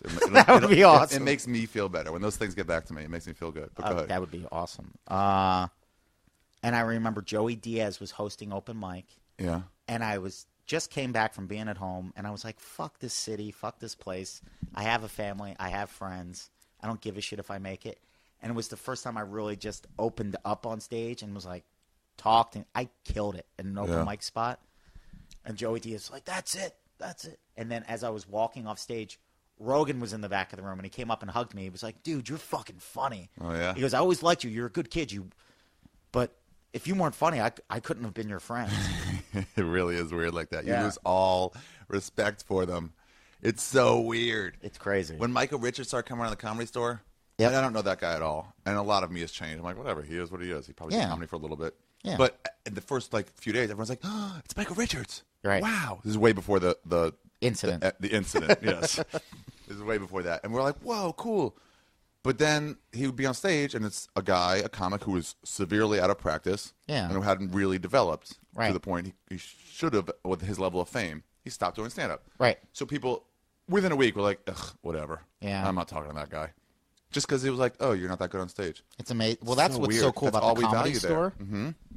It's like the greatest comics in the world and open micers. Yeah. They're all the same. They're all just comics. What do you got? And if you're respected, it's like a fight club. It's like, it doesn't matter if you have the title. Yeah. Can you get in the ring? All those people, too, are like all the people that aren't paid regulars. I know I was when I wasn't, and you were when you weren't. And Freddie told me the same story, Freddie Soto. Oh, the best. And then Tony Hinchcliffe is going through the same thing where he's like, I'm not a paid regular. I'm looked down upon. But it's like, none of the paid regulars care. Nobody cares. They don't care about that status that you think you care about. It's funny that you bring up Freddie Soto because when he passed, I remember passed away. Yeah. I remember talking to his parents, and I was distraught. It still hurts me. That hurt everybody. Hurt everybody. And I remember like trying to tell his parents what a special guy he was. Yeah. And what it boiled down to with Freddie and me is Freddie reminded me that I wasn't wasting my life. Like, you come out here and you see everybody passing by you. Yeah. And you go, is it going to happen? Is it not going to happen? Is this struggle just a waste? Yeah. And I remember just Freddie's influence was always there to tell me that I'm not wasting my time. I'm not wasting my life. Yeah. Because it took Freddie a long time to get past. Mm-hmm. Yeah, she used to compare me to Freddie a lot. Whereas, or people used to anyway. It's like it took him forever. It took me 4.5 years. She told me, she once told me, she was like, oh, you're my new Freddie. Ugh. That sort of thing was like, I know that seems like you're trying to be nice, but that's like killing me. Killing me. So Rogan once told me, he said, fame comes to you in stages. He was like, you're funny, but if you did the Tonight Show tomorrow night and you killed it, you would lose your mind. He goes, I know you don't think so. But he goes, let's talk. He goes, it all works out the way it's supposed to. He was like right now we're friends, right? He goes, you don't think of me as the guy from TV. I go, no. He goes, you think of me as Joe. I go, yeah. He was like, but if you were some idiot in some Florida or something, you just saw me in the mall, you'd be like, oh my God, it's that guy from TV. Yeah. He's like, but you don't think like that. He goes, that's the first stage. He goes, you have friends that are famous. That was with Dom. That was the thing. I remember when I saw it at Dublin's. When Dublin's used to be, it's closed now. The whole place is closed. Yeah, but that was the shit. It was the hot show of the week in Los Angeles. I got to do it once. It was awesome. I did it once or twice, something like that. But it was like there was an upstairs and a downstairs of this bar. They packed the upstairs. Jay Davis and Ahmed Ahmed ran it. It was the coolest thing ever. I'm convinced that's where Dane Cook became a superstar. Absolutely. Because he was the hottest comic at the hottest show in LA. Absolutely. And everyone who was there, audience-wise, was 21 to 30. Yep. Super hot. Probably was the 21 cool- to 27. It was the first time ever I thought of comedies being cool. Yeah, it was just a cool place to be. Yeah. And I remember they had a little comics wing in the back or in the side. Dude, you remember Big Craig, the bouncer there? He actually worked. Oh, yeah. I remember I was so nervous because I was doing the cold open. Oh, yeah, they would have a pre-show. Yeah, I did the cold open. I went up And brought on Jay Davis? and brought on, and Jay was out of town, and I brought on Ahmed, and Ahmed hooked me up with that spot. Ahmed was always looking out for us. Because they don't He want was us to bite the always bullet. looking out for the Comedy Store door guys. Yeah. And he didn't know who I was. I wasn't friends with him at the time. He was just like, yeah, you want to do a spot at Dublin's? I was like, do I? And I remember I was so nervous. Big Craig saw how nervous I was. Yeah. And he opened this side door for me and let me pace up and down the steps. Oh, that place? Yeah. Towards right before you go on stage there? Yes. On the side, yeah. Yep. Oh, that's cool. And then he high-fived me when I got off. And everybody high-fived me when I That was place was hot. hot. And industry was there. Oh, Just managed speaking to of get industry, cars. dude, I killed it so hard Yeah. that night that about 4 months later, there was some like show busy guy that had 2 assistants with him. Yeah. That was at the store to see somebody, and he sees my face, and he goes, "Oh my God, are you going on?" He goes, "You guys have to see this guy." Yeah, and you weren't going on. I go, "No, I'm not going on." He goes, "Well, what are you doing?" I go, Oh, this is at the Comedy Store? At the Comedy Store. I go, "I'm working the door." He laughs. He goes, "No, seriously, what are you doing?" And I went, "I'm working the door." And he went, "I can't believe that." Oh, man. It's a lot of it's just like, give me the shot that I know Never I got can. the shot. It's like, okay, so I went up at Dublin's. Let me up again. Or let me up at the store. I can be in front of these people. Yeah. Oh, especially like the store now it's a much better product. Yeah. But Yes. when we were door guys, No one we was were ever funnier there. Oh, yeah. than the vast majority of the guys going up. There were people there that it was just like, what? What is this? Yeah, I Because don't wanna Mitzi mention was in that names. in-between stage. She used to be Yes. there every single day, 5-6 nights a week. She would be in Right. her office late at night, hear somebody killing in the belly room. Yep, And she had a and- side door. Yep. To be able to open the door and peek out, like, who is this? Oh, you Yep. know what? I'm going to make them paid regular. I like Yep. them. She was there all the time. Then she was there only for showcases and Saturday night. Yes. So Sunday and Saturday. So anyone who worked out during the week, she passed them and then lost track of them completely. Yep. Had no idea if they were good or bad. Right. And there was a lot of that. Oh, a ton of There that. was a lot of it. And I would say probably like me, you, and Renazizi, in my brain, I've always said that we were like the last 3 that she really knew. Uh-huh. Because the time we got dressed down at Palm Springs. Palm Springs. Who was Brendan just telling that to, like 2 days ago or yesterday? It was horrible. It was horrible, but it made me feel good because it was the first time she ever acknowledged me as a comic and said I was hers. Because I was her That's nice. personal assistant at the We time. opened. The deal was we opened for Pauly in Palm Springs. He invited me, you, and Steve Renazizi to open for him in Palm Springs, a shitty gig. Yep. We're like, oh, awesome. We got a hotel room, Yeah. right? We're like, oh, this is cool. This is a Yeah. road fucking gig. Paid money. Yeah, paid my Hotel like $200, room. something like that. Yeah. Hotel. Yeah. So we get and a show, a road show. It's like Yep. amazing. We're doing mostly open mics. Yep. So, and by the way, open mics around the country are not like open mics in LA. The open mics in LA are horrible. Horrible. You're pretty much performing only in front of other comics That hate you. or drunks. Yeah, they hate you. They just want to go up. They're not listening. They're going over their No. notes. A Once lot they go of on, they comics are leave. dicks, especially early on in their career. Yeah. I think if you stay in this business, it'll humble you to the point where like you have to. And you realize everyone's saying we're all just trying to make Yeah, jokes. you So just I'm wanna not help angry at each other. somebody for being bad. No, like yeah, you're trying. You failed on that one. It's okay. Dude, this is I such failed. a near impossible thing to do with your life. Yeah. And it's been so brutally awful for me that I would never want to make it worse for anybody else. Yeah, If it's I like can- almost like, hey guys, it's not like we're in competition. Never. We're all together. we're all together. The rest of the world's our competition. Dude, it's like just be cool, dude. Yeah. Why? And I'm starting to see that change a little bit. But I remember walking off stage from Gower Gulch open mic once. Yeah. Because the other comics were such dicks. They were making a mess. They were Oh, making. you left in noise. the middle? I was Like, the fuck host, it. and I was like, "Fuck this," and just walked home. But I didn't we're- have a car for 5 years. Oh yeah, but we were out there, and then we got the word like Scotty Shore came. He's Paulie's older brother. Yep. The coolest Shore. Yep. And he was like, "Hey, my mom's coming." We're like, "What? What? Oh fuck! No. We were gonna have this great show. Yeah. It was gonna be a road room. We're gonna have a great fucking show. Mitzi's here, motherfucker. It's so bad." And then I remember it was like, who's going to go first? And I remember going, I'll go first. And you guys were like, why? But Scotty had go ahead, Wood. And I was like, you guys at least have a shot. Like you're falling on the hand grenade. Yeah. I go, I'll just go first. I'll just do it. She's never going to pass me. But Scotty said this. He goes, no, man, that's how she passed Bobby Lee. That's how she passed Paul no, Rodriguez. Paulie told us that. Oh, okay. Paulie gave us that cool speech. Yeah, he was like, guys, you're gonna get to go showcase for Mitzi instead of in front of an open mic crowd. Right. You're getting to do it in front of a road crowd. You guys are gonna kill, and she's gonna see that, dude. And we're like, oh, yeah. He thought he was doing us a favor. yeah. We're like, wow, maybe you're right, dude. And then, Paulie was cool that night when he gave us the speech about how in this city you just hear no, no. What was that? I don't remember this. All right. So we go. We're like, oh shit, Mitzi's in the room. Yeah. And like, I don't think people know. Like, she was the authority for your existence if you got trapped in that Comedy Store circle. Yeah. She could tell you whether you're good or bad, whether you should have pride in your work or not, whether you should keep going or not, whether you could get spots. You need spots. That's your lifeblood. And there were guys that were getting main room spots, making 100, 150 a week. Yeah. That were paying their rent at the time. Oh, yeah. Off of 15 minutes worth of work a week. Yeah. Yeah. That wasn't us. But, no, it was not us. Dude, and I remember Shelly was with Mitzi that night. I come off stage, murder. I had a great set. Killed it. And she goes, that was awesome. And I go, no, it wasn't. She goes, what? I go, I've never done that good in front of Mitzi. Something bad's going to happen. Like, I was already programmed so negative. Because I thought my set I thought I would eat it. You two guys would get past. Yeah. And that would be it. Yeah. But I went out and murdered, and I went, this isn't going to work. We all killed. We killed each one of us. It was like, cool, Simeone, one down, and then it was like, I forgot who went next. I think maybe me. I think it was. And then I was like, oh, that was. I'm super and I'm happy like with waiting for you. I'm like, you did it. You killed it. And then completes it. And we're like, that is it, guys. We did it. This is our night. We all did it. We did it. And then, so we're sitting there in the back. We don't want to go say hi to her or anything. You're so nervous to even talk to her. Right. To even just say, you revert your eyes. Yep. She used to get a kick out of that when people would like, why are they all walking weird around me? Because they're frightened of you, Mitzi. Yep. Oh, good. But so then we're selling Paulie's T-shirts.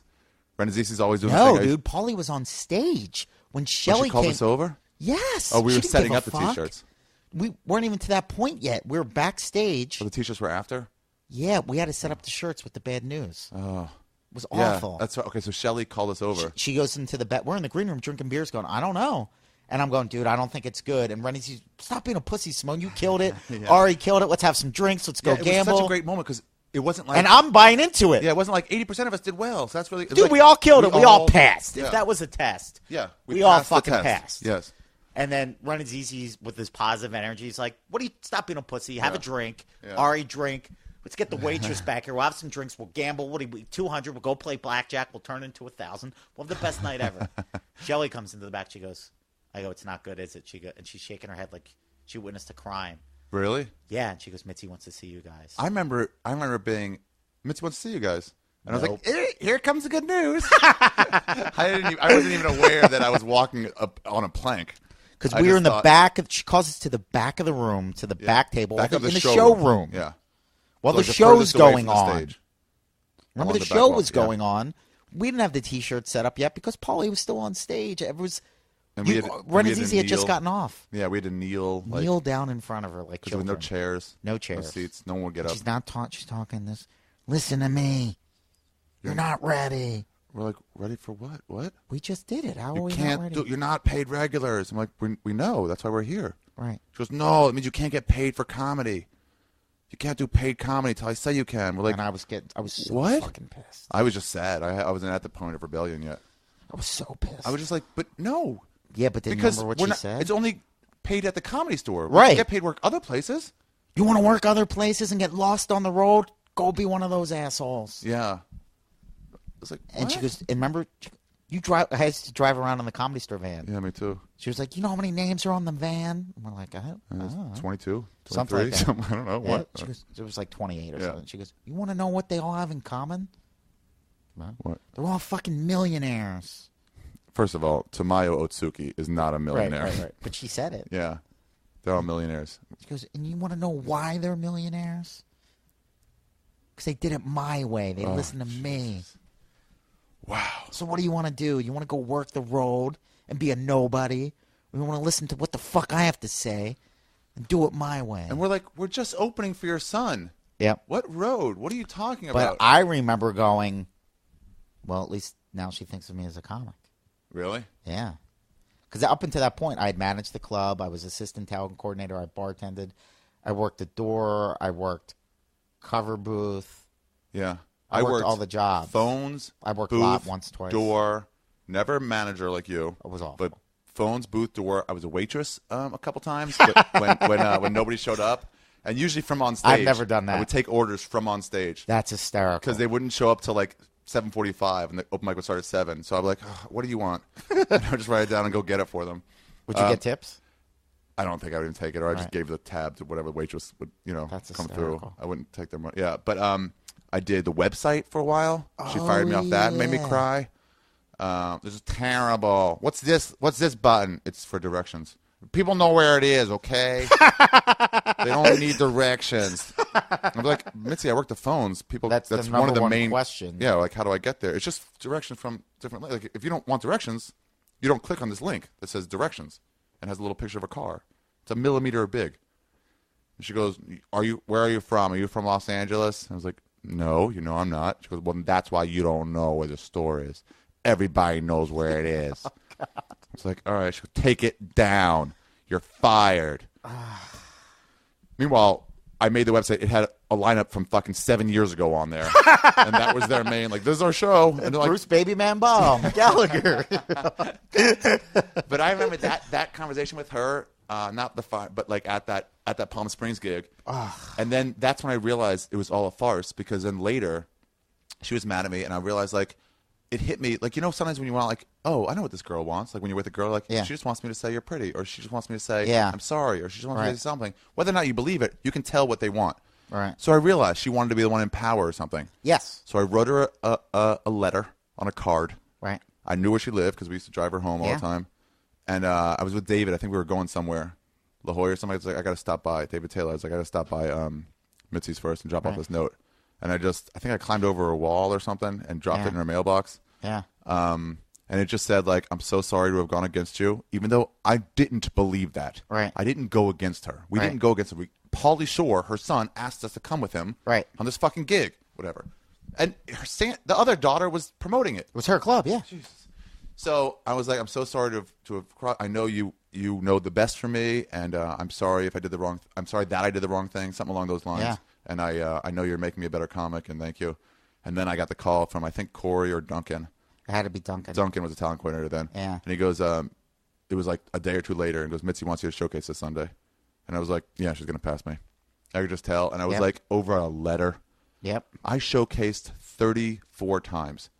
I was at the end, I was 1, 31, and 2. That was my final record. I got made a non-paid regular twice, and a paid regular once. And 31, no, you're not ready. 31 different times. I remember, do you know how uncomfortable it was to showcase for her? Yeah. Then the whole room would get dry. And then have to drive her home in the fucking van. Waiting to hear, all right, you're good, you're in.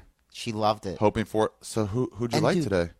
Hoping she'd say you. She'd scratch the names off the list of the people she didn't like, and she'd circle the ones she did like. Mm-hmm. More than once, I saw my name circled. Really? Absolutely. To fuck with you? No. No, she didn't think you'd No, because she would not. I used to grab it when she wasn't looking. Like, I put her stuff down, and I she'd have those red fine point felt pens. Yeah. And I remember going, fuck. And I remember once she had me circled with a star next to it. And I was like, what does that mean? Yeah. And then I knew I was in trouble, because by this point I'd really liked her. Yeah. Before the incident in the desert. The Palm Springs incident. It was before that. I like desert, brother. Palm Springs. All right. Before the incident in the desert. And I remember driving her home. And by this point I didn't give a fuck, because I was her assistant. I was working the door. I was living with Fat James, so my rent was really cheap. I was making money. You know what I mean? Yeah. And I was having so much fun hanging out with you guys. Well, we got to talk about that after this. All right. All that horribleness. Stevie Z. All your roommates. God. But go ahead. So, all right. And I remember asking her, just legitimately out of curiosity, I was like, who was the nicest guy to go through the Comedy Store? Uh-huh. And she was like, this is before the incident? Before the incident. Because I started to think, like, maybe I'm just not getting past because I'm too nice. Mm-hmm. And you know who she told me? Who? Guess. Nicest guy to ever come through the Comedy Store. She's not going to say Argus. Mm-mm. Ooh, I would have no idea. Shandling. Gary Shandling. Gary Shandling. Who he was the first that she tooled around. She made him wait for 7 years. That's when I went, I'm fucked. this was 3 years into my torture, and I went, oh, I got at least another 3. Oh, no. When she starts comparing you to Shandling, you are fucked. Because like, he's a writer. He's not a comic yet. But at least Shandling was making a living as a Hollywood writer. He's making equivalent we never to knew. $500,000 That story meant like a year. every once in a while he'll come to the Comedy Store Right. and showcase, and then He go was back to writing his on mansion. Sanford and Son. Yeah.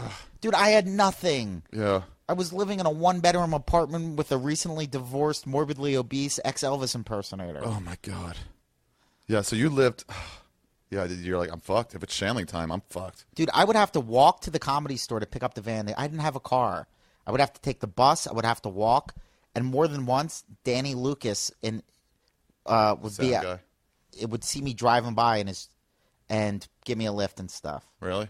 Yeah, he'd be driving into work. Like, I knew I was in L.A. when people started to, like, you started to walk down the street and see people driving that you knew. That you knew, yeah. Yeah, and I'm like, dude, can I get a ride? Fuck yeah. I used to take my suicide walks. That's what I called them. Uh-huh. Just to keep me from doing it. Just any sort of physical activity. I walk around Hollywood and stuff and Sunset and Santa Monica. I always get texts or Twitters. Like, I saw you walking. What were you doing? It's so weird to walk. Yeah. It's cool. What are you doing? It's 75 degrees. Why are you out of your car? Why are you out? It's 75 and sunny. Yeah. Why are you enjoying your life? So you lived with some of the worst people during the struggle. I Well- would say people. Worst roommate situations. I didn't have any money, bro. Yeah, so you and had I didn't to have have a any roommate. options. And if I had to do it all over again, I don't know. I know this. I know I couldn't do it again. Yeah. If you had to do it over again. Yeah, because you get more prissy as you get older. I know I couldn't do it. And I don't know. You lived with Stevie Z at first. Right, because I was living in Santa Monica, Yeah. and that was the nicest place I've lived in since. So my first That place? Yeah, my first apartment was my nicest Really? apartment. Better than the one you lived in with your brother? Yeah, way nicer. Oh. Okay. With but I Stevie didn't- Z. No, prior to Stevie Z, I lived with the 2 strangers that I met through Oh, the yeah. slice. Okay. But then my car died. My transmission broke. So then That's a kiss of death for Kiss of Hollywood, death by the for way. Hollywood. It's Especially like when you this live in might Santa be the end Monica. of you. Yeah, Oh, yeah. especially so Santa I would, Monica is in regular traffic. It's 45 minutes to get here, right. to get to Hollywood. And if you don't have a car, Oh, forget it. I had to take 2 different buses. Like a Mexican? I would have to take 2 different buses from Santa Monica. Like you refuse And to even. you know where the one dude, if being on 2 buses wasn't enough awfulness, Yeah. you know where it would drop me off? Where? At Santa Monica and La Cienega, and then I'd have to walk Up that, that giant fucking hill? giant hill. That hill gives my car trouble. And I'm like, do I really want to do this? Uh-huh. I mean, this is you would. years ago. You would do it. And then I was only making $75 a shift as the manager, sometimes for 12 hours. Oh, work. yeah. $75. And then so sometimes if I couldn't get a ride back to Santa Monica, it would cost me $40 in a cab to get home. Because you'd be out of there too late. Right. Oh, no. So then I'm like, I just spent 12 hours to make $35. I'm going to kill myself. Yeah. It was awful. it's So so bad. then those roommates I didn't know. The lease was up. And I'm like, I don't have any options. I don't have any money. I was friends with Stevie Z at the time. Rent, $250. Because he had the retard Sex- hookup? Jesus, Ari. Well, whatever the term is. He had He had cerebral Section palsy. 8. Section 8 What's housing. Section 8? For poor people? Yeah. Or for like, handicapped people? I don't know. I don't know enough He had about severe cerebral palsy, it. Yeah. where half his body just wouldn't work. Yeah. And Not like lower half, upper half, side half. because of that, I guess he had his balls broken so much as a kid Uh-huh. that he's got like the sharpest, quickest, funniest mind. Like I remember him telling me a story. He's also like a gym guy. Like I met Stevie Z on the set of Paulie's movie like a week and 2 weeks after being here.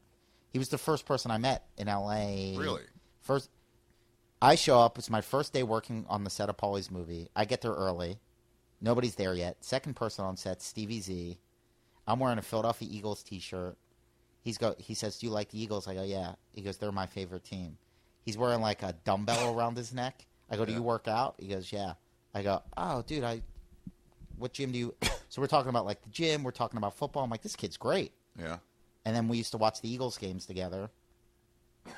And he invited me to live with him for $250. Wow, that's so cheap. So cheap. But I just want to tell the great Stevie Z story is his Yeah. Vin Diesel story.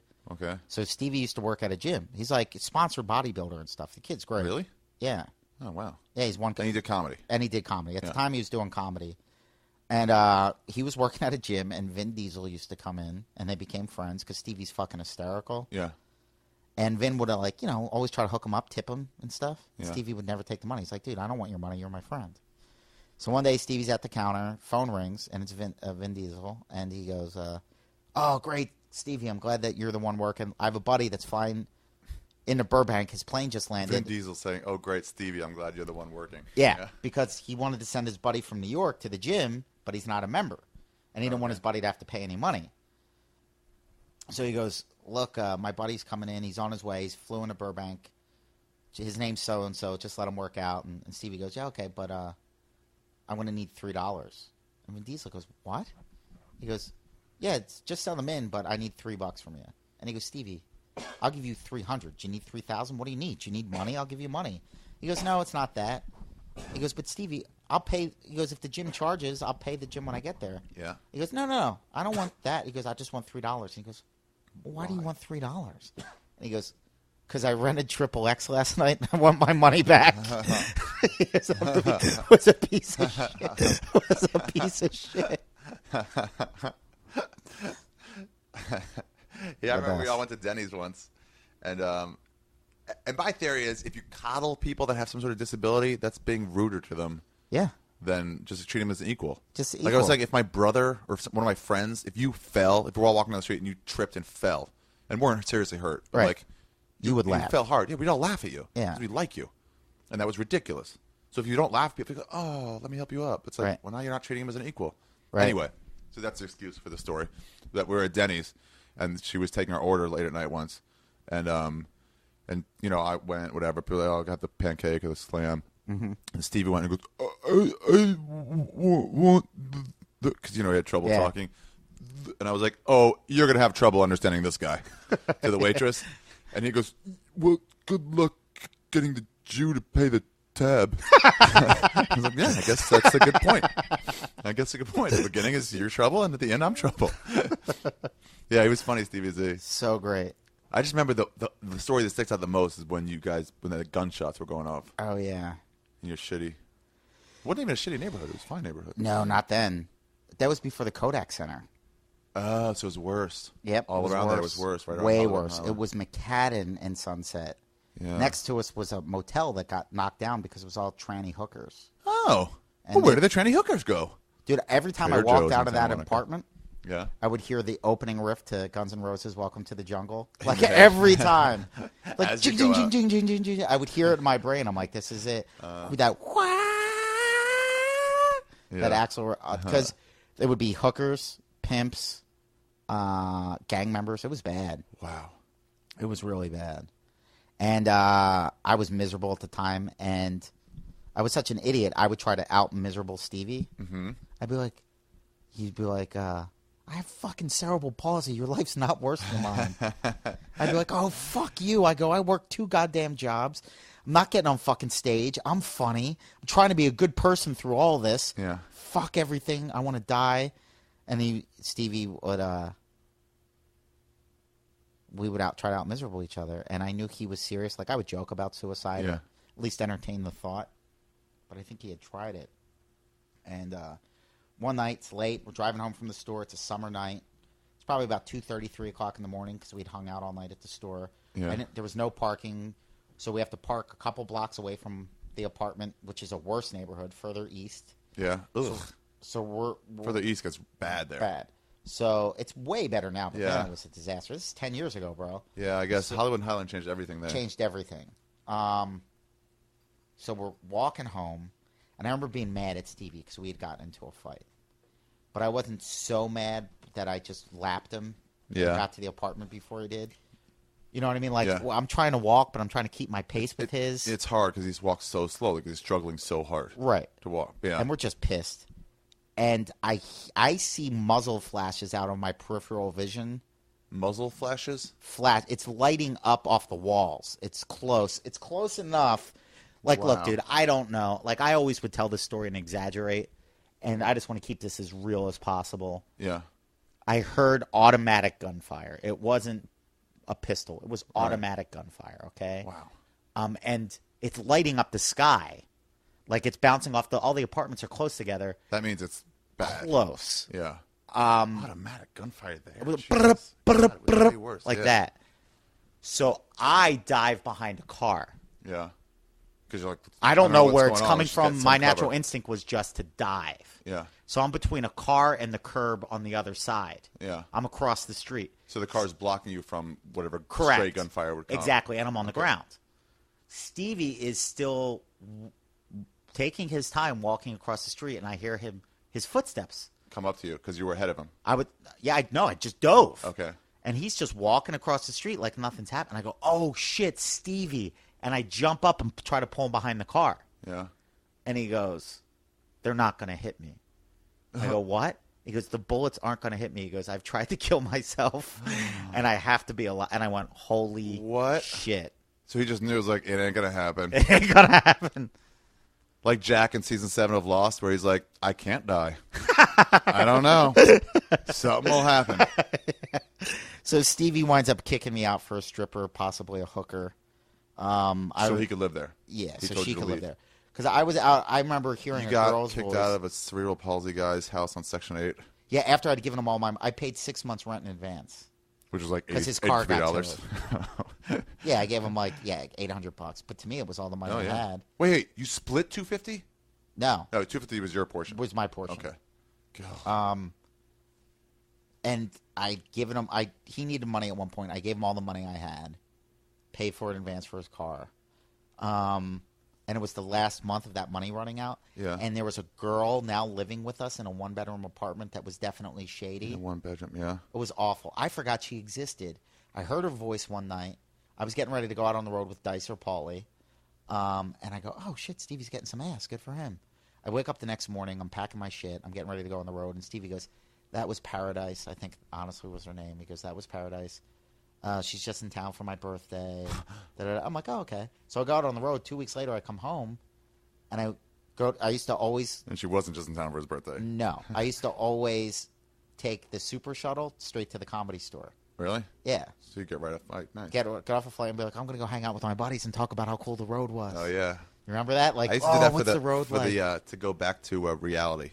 Like I would do these sweet shows wherever I would go on the road. I was featuring somewhere. Yeah.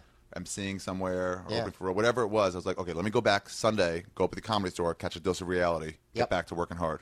Yeah, I just wanted to go hang out. Yeah. Like, to me, that's all I want. Even Yeah. performing to me is just hanging out. You know, I talked to Jake Johansson once. I'll get back to the story. What'd he say? I was emceeing for him at the DC Improv, and we were hanging out because this goes. I thought of this remember before. when you got that gig. Yeah, they let me MC my first MC week. I remember that. That was such a John big X deal. gave me that. He used to be the manager there. Now he owns this awesome club. This awesome new club there, Riot Act. Cool. It's like right downtown near I don't know what they call it anymore. Wherever the Bullets play, Wizards play. Excuse me. I'm still not Old calling them the school. Wizards. No, Bullets. All that like Chinatown area, and it's just gigantic, beautiful club. It's so sweet. Oh, dude, let's do it together. Let me feature for you. Okay, we'll figure it out. That'd be great. Yeah, we live close to there anyway. Yeah, All right. right down 95. Okay.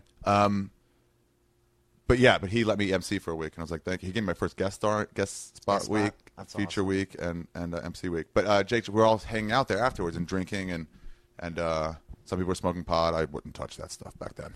Come on, have some whatever. Anyway, so and I remember him saying like, I guess some of my wife's friends are in town, and I'm supposed to hang out with them, but I'd rather hear you tell your stories of you and your friend going to get that hooker. I'm not interested in that at all, but I'd rather hear your stories about that. I'm a comic.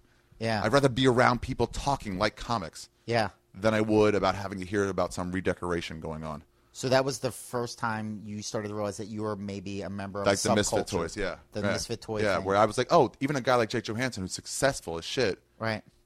like even he just likes to, I just want to hang out and talk about regular shit. Yeah. It's weird because like pretty much all of my friends are comics, and you forget that like we just have a level of honesty and open communication that normal people just don't. Yeah, I guess so. Like normal friends, yeah, like with my friends. But I remember once I was at the Saddle Ranch, and the waitress came up and said something, and I was there with Mike Black, and the waitress, like, I could tell she was having a bad day, and I was like, oh, is it because of all the hand jobs around here? And her face was just appalled. She was like, what? And I'm like, these douchebags, and she was like, like she was offended that like I acknowledged what was going on. Oh yeah, because she's so not used to it. Right. I saw Diaz once go up to like a TSA person, someone who worked at the airport. Yeah. In some official capacity. Right. And saying just something filthy to her in Spanish. And then she's like, oh, mira, and just like waves him off. But like, it's just laughing about it. Like, He's the who talks funniest like that? You guy just met ever. her. So what were you saying? What was the story? Oh, Stevie's. And so then I come back off the road. This girl, I go to the Comedy Store. I get home. And there's this chick watching Maury Povich smoking cool cigarette and scraping bong resin, sitting Indian style up in my living room. And I'm like, who is this? Like, I'd forgot about 2 weeks earlier and hearing a girl's voice in the apartment. So then I go into my room. You're like, hi. Hi. I go into my room. You had the room? Yeah. Okay. And then they would get into these fights. And after a week, I couldn't deal with it. Because I didn't trust her. She had a bad vibe. So She whenever was a hooker? I don't know. I don't know. So okay. So I would hide like my checkbook. I would hide my passport. I used to have some cash at the time from like getting tips working the door. Oh yeah. I hid all that stuff, and I was like, I can't live like this. I can't have my life at the Comedy Store being complete shit and working, getting my balls busted, and being afraid if Mitzi drives by, she doesn't like one of the lights is hanging, and I'm not even getting on stage. Dude, there were times we only had one employee spot then. It was 3 fucking minutes. Just Sunday. And sometimes I didn't get it because I was the fucking manager. I'm like, this is bullshit. I hate my life. And I was like, I have to at least be able to come home and be able to sleep and not hear them fucking fighting, or whenever I leave my apartment, I'm worried about my shit, what little worldly possessions I have. And they would get into these vicious fights, screaming, throwing stuff. I'm like, oh, fuck this. I'm out of here. And I remember Stevie and her one night. Oh, it was awful. So I gave him the speech where I go, I hate to give you an ultimatum, but it's either her or me. Yeah. And I explained everything because there's a lot of details that are nobody's business. Yeah. And he goes, Steve, you know what? You're a good friend, and everything you're saying makes sense. Everything. He goes, but if you make me choose between her and you, I have to choose her. God, the heart fucks your life up so much. And I go like this. I go, okay. Yeah. I go, I don't know what the fuck I'm going to do, but I'm done here. Okay. I'm done. So what do? By that point, Fat James was looking for a place. I was so naive to how the world worked. I could have found a small studio somewhere, a small single. Yeah. For the same price. And my life right would have been around that great. time is when I left my place on Poinsettia that was $650. Right. Utilities paid.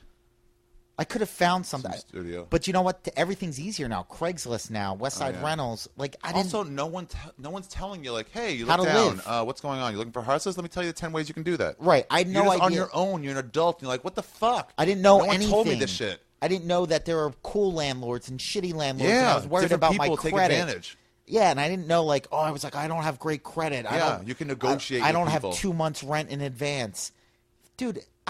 I'm a college-educated, nice guy. Some people would probably let me live somewhere for free. Yeah, you could have been an apartment manager, probably. Right, an apartment manager. They're like, this guy's not on drugs. He's not going to steal from me. Let him manage the building. He knows how to make phone calls. He doesn't know how to. You don't know how to have to fix shit. You just know how to get it done. Know how to call the guy who fixes shit. Yes. Yeah. I didn't know. I had no life experience. I had no world skills.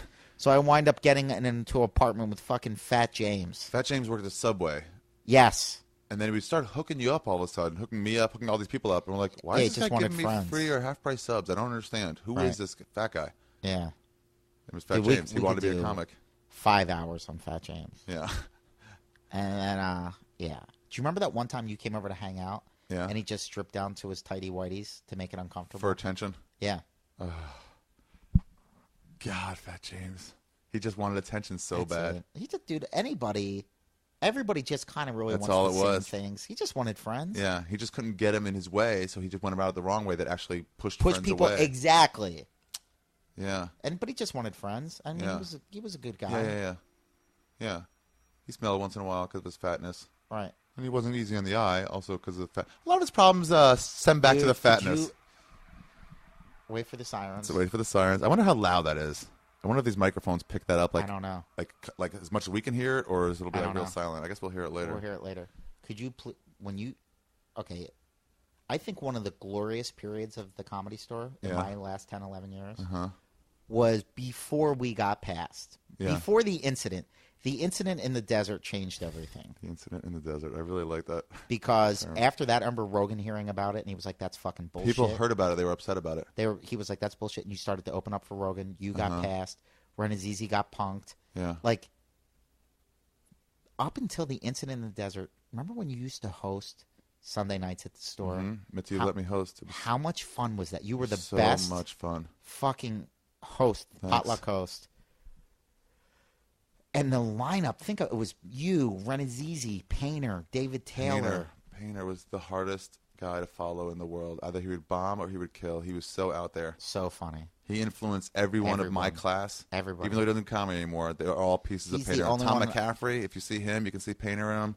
There's so many people you can just see the Painter in them. And everybody's got In stories. me? They remember their bits. His bits are, you're going back 10 years and we remember his bits. He was the open micer that we'd all run back in to see. He was the guy. He should have never have quit. He wasn't happy out of it. Yeah. He was struggling and it wasn't making him happy. Why didn't you quit, by the way? Because I thought it was a calling. Not in a way, but like at this point, you're leaving this $250. You're barely making it at $250 rent. Yes. So you're leaving, going off on your own, paying a lot higher, and you're still not making it. Right. Like, how much of you goes like, I should quit. I should go back to Philadelphia. Every day. I know you would talk about it sometimes. Yeah. You're like, I should just open up a pizza shop in Philadelphia, New Jersey. That's all I want out of life. I just want to hang out. But I think that if you can make people laugh, that's not normal. Yeah. I think because everybody tries. Everybody thinks they're funny, but I don't even think I'm funny. I would always get good responses from audiences. Mm-hmm. And I felt like if you can What do you mean, like parties and stuff? Even like stage? open mic at the store. Okay. Let's just concentrate on stand-up. Okay. Dude, I would go out and MC for Paulie. There were times I got standing ovations. Jesus. In the MC spot. Jesus. Cold opening. Cold opening. I had no idea that was rare. That's supposed to be the bullet spot. They call it biting the bullet. Because you're supposed to go out there and just eat shit, and you know what? They're just not warmed up yet. That's your job. Dude, there were times where I would do 15 minutes up front, and people would chase me on the Paulie's tour bus. Really? Honest to God. Wow. That's real. So I was like, I know I'm good at this. Yeah. I know I'm good at this. Yeah. But my logical side was like, it doesn't matter. You might never get a chance to get paid for this. Right. But getting back to like me saying comedy's a calling, I was like, if I can make people that happy, I have to fucking do it. You should be doing it. I have to do it. What if it was a job that the best thing possible, like best thing possible in this, you're like Ray Romano, let's say. Yeah. Making millions and millions of dollars. Right. But what if the best thing possible wasn't even close to that? What if the best thing possible was like $45,000 a year? Yeah. Would you still go for it there? Absolutely. Or it's still a shot. Dude, I've given up all hopes of ever being financially independent. Yeah. I mean, going through that struggle, it's definitely not about the money. Yeah. What's kept me going has been my friendships. It's been that little island of misfit toys and having these conversations and just being able to hang out with people that are cool. And my friends are not all cool in the Fonzie sense of the word. Sort of get you. Court's cool in the Fonzie sense of the word, and cool in the sense that he's just a good person. The people that get it, whatever the all it is my to friends you, get it. It's certain people get it. Dude, I can go to the store at any night of the week and Yeah, go. that's all why right. Dice was always there. There's something's gonna go on here. It's or fun. Once in a long while, it's just boring. Right. So you leave. Right. So you leave. But it's usually something's going on. So it was a combination of having great peers. Dice said that once actually. He goes, show up here all the time. Yeah, he goes, something always happens, but I guess not always. And then Crazy Rob William Mavia passes by. He goes, well, Nazi voodoo conspiracy. Yep. And Dice's like, well, maybe every night though. Okay. Remember Dice telling us that was the best it was ever going to be for us. That if you're not enjoying this time of your career, get out because it just gets worse. Ralphie May told me that. Tell Same sort of thing. the meanest / funniest thing I've ever seen. Sunday night potluck you're hosting. I hosted Fat it my James- way. I hosted things my way. I Fat make fun of James people. goes up on stage, Yeah. and it was so funny it made me betray my character. Which is what the nice. It was the meanest / funniest thing I'd ever seen.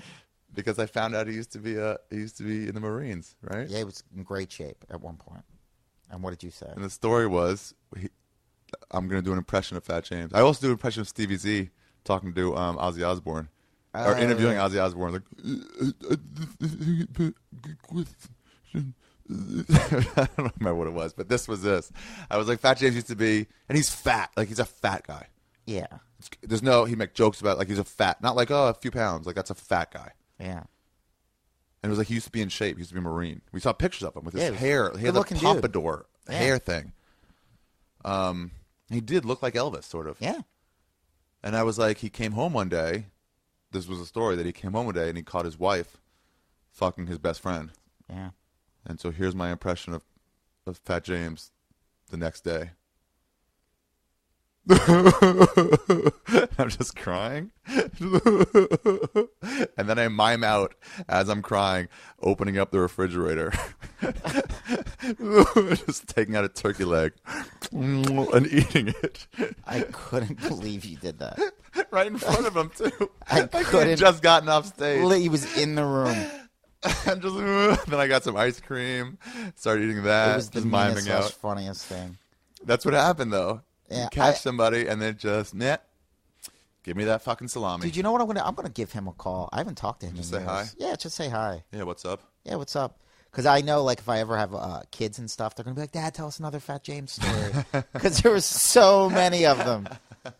There was just something about him. It was the neatness. I remember when he came. Do you know how I really became friends with? I forgot about this. I'm working the front door. There was a guy that was big. He was like 6'6", runs towards the stage when Eddie Griffin was on stage. I'm working the door. I remember kicking the guy behind his knee and trying to get him in a full Nelson.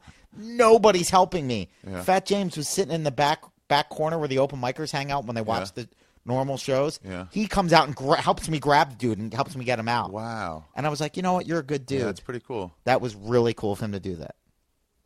That's what it was. And I remember going, for all this bullshit, all this... He's a nice guy. I know go, he can be nice. and he was there when I needed him.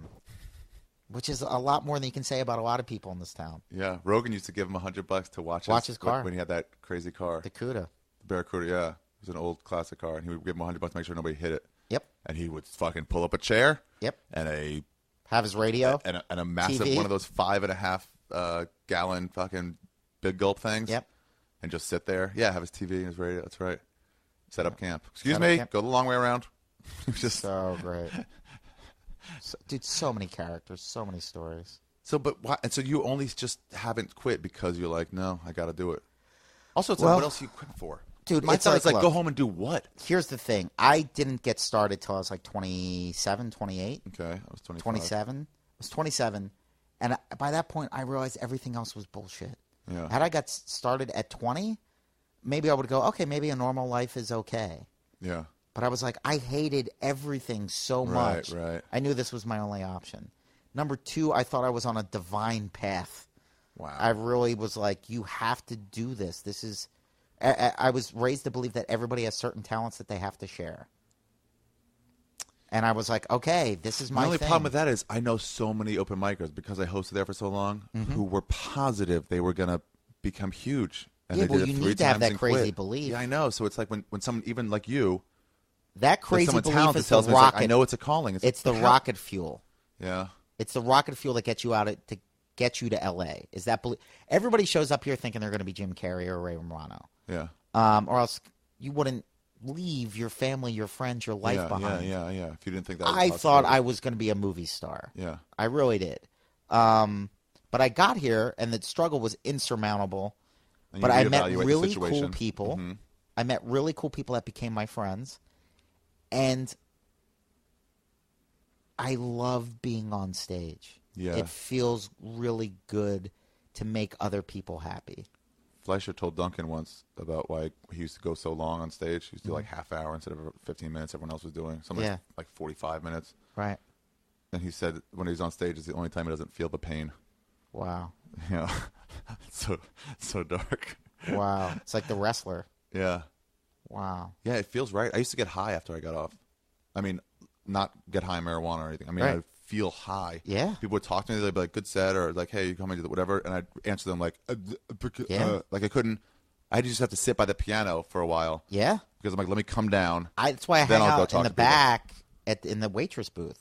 Because, like, I'll get the audience's energy, and I'll be like, what the fuck am I going to do now? Like, Yeah. like feel high, and I just want to be away from Just everybody. calm down. Like, all right. Yeah, like, that's why no one can go to sleep right after they get off. Exactly. It's real. It's too much. All that adrenaline. stuff where you hear people talk about energy and connecting, and all that shit's real, dude.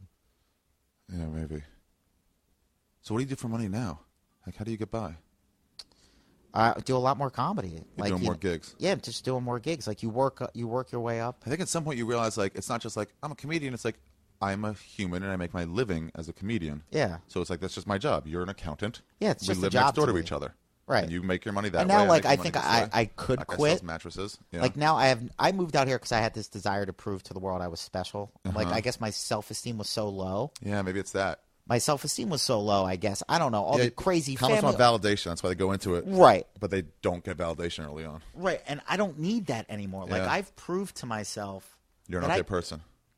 Yeah. And dude, I've survived shit.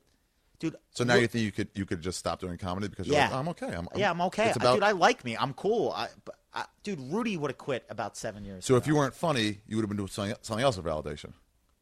Probably. I think funny was probably a byproduct of not getting the validation you needed. Yeah. I think I learned how to make my parents happy because they weren't Right. happy people. I think that So you try to like, I'm just gonna smile. my friends that I grew up with were good athletes. They were smart students. I was a good student, but I wasn't an athlete. I wasn't a good-looking guy. But I fucking hung out with the cool kids because I was always funny. Yeah. The teachers would I would shit that normal kids would get in trouble for. Yeah. Teachers would let me do because they were laughing. They were like, that's pretty good. Yeah. That's why people who have a bad sense of humor never understand it. Like, what? He did that joke. How come I can't? Like, because you didn't do Do it it right. Exactly. When you did it, it annoyed everybody. Exactly. When this guy did it, everyone was happy. Exactly. They were There's in a difference. better place in the world because of him. They're in a worse place because of you. Exactly. God. Yeah. So now I feel like I could quit, but I'm too close now. Yeah. Well, you're actually making more money. And so Yeah, it's like I'm just living. financially, where would you go? Start Like, over? Yeah. Go to law to school do now? what? You can't pay for that. Whatever. But I'm open to any possibility. I've Yeah. always the weird thing about me, though, I was like because I feel like I'm on this divine path. I've always been open to any possibility. Yeah. Like whatever it may be. Tomorrow, if somebody's like, "Hey, do you want to go, run a pizza place? I'll give you ownership of a pizza place in Boca Raton." I'd be like, "I'll think about it. Yeah, that sounds like that'd be cool." My problem is, one, I would need a job like that, like something lined up, like Yeah. because like honestly, what else am I going to do? Right. There's too I've big a no break skills. in my work.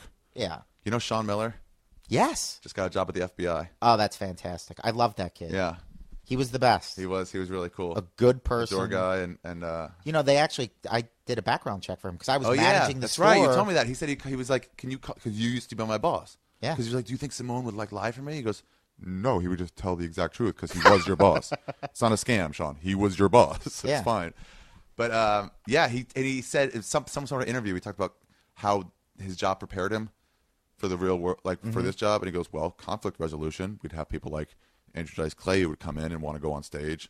Yeah. And then someone like Eddie Griffin would want to go on stage. I'd have to decide who would go on stage first. Well, you know what's funny? Because they're both giant babies. Yeah. By doing what we do, I'm convinced we could do anything. Right. Like, Deal dude, with whatever. Dude, if me and you went back to get our MBA, Yeah. we'd be making $1 million a year. I don't have a work ethic at all anymore, though. All right.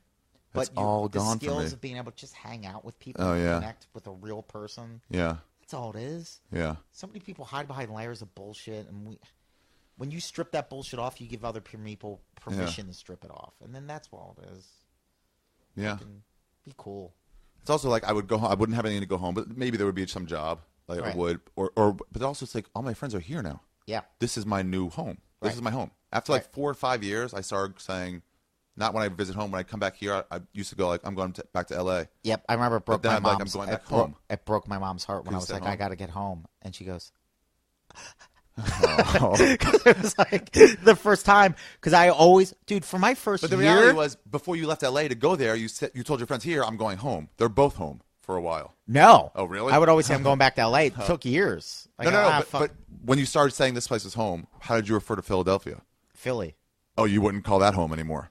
No, you're right. I still consider Philly home. Yeah. Like my goal is to be able to get even just a stinky apartment in Philly. Fucking Philadelphia. I love it, bro. Most overrated cheesesteaks ever.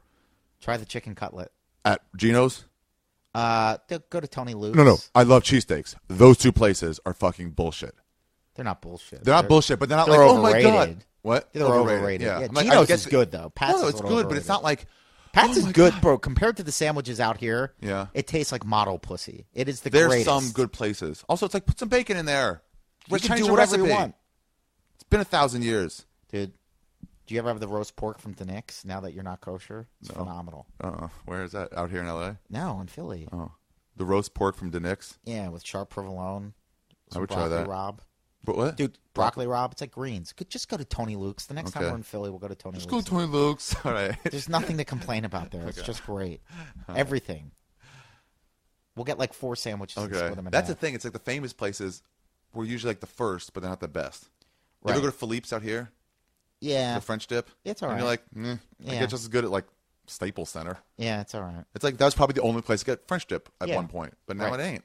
Right. So why is it still whatever? Anyway, all right. But Geno's is pretty solid. Okay. At least just for the headshots outside. Just for the I get the old part. Aesthetically, I like it. Yeah, it's cool. But I'm like, why did I just wait in line for 40 minutes for this? It's just shitty fast food. It's better than that. Bite your but tongue. It's better than that. It's better than that. Here's the thing. It's good fast food. It's so much better You than grew up on it. just about everything else. Even the places in Philly that are just average Yeah. are so much better Really? than anywhere else in the country. You know, Renaziz is leaving. Nah, he's not leaving. I guess he'll be gone sometimes, though. Yeah, I don't know where else I would go. I want to be both places. I want to have a place in Philly. I want to have a place here. Or just pack up. I love San Diego so much. Yeah, you always talk about going to San Diego. Yeah, where I think if I was offered a normal person job down But there. then would you still go up and do stand-up like once a week or twice Yeah. a week?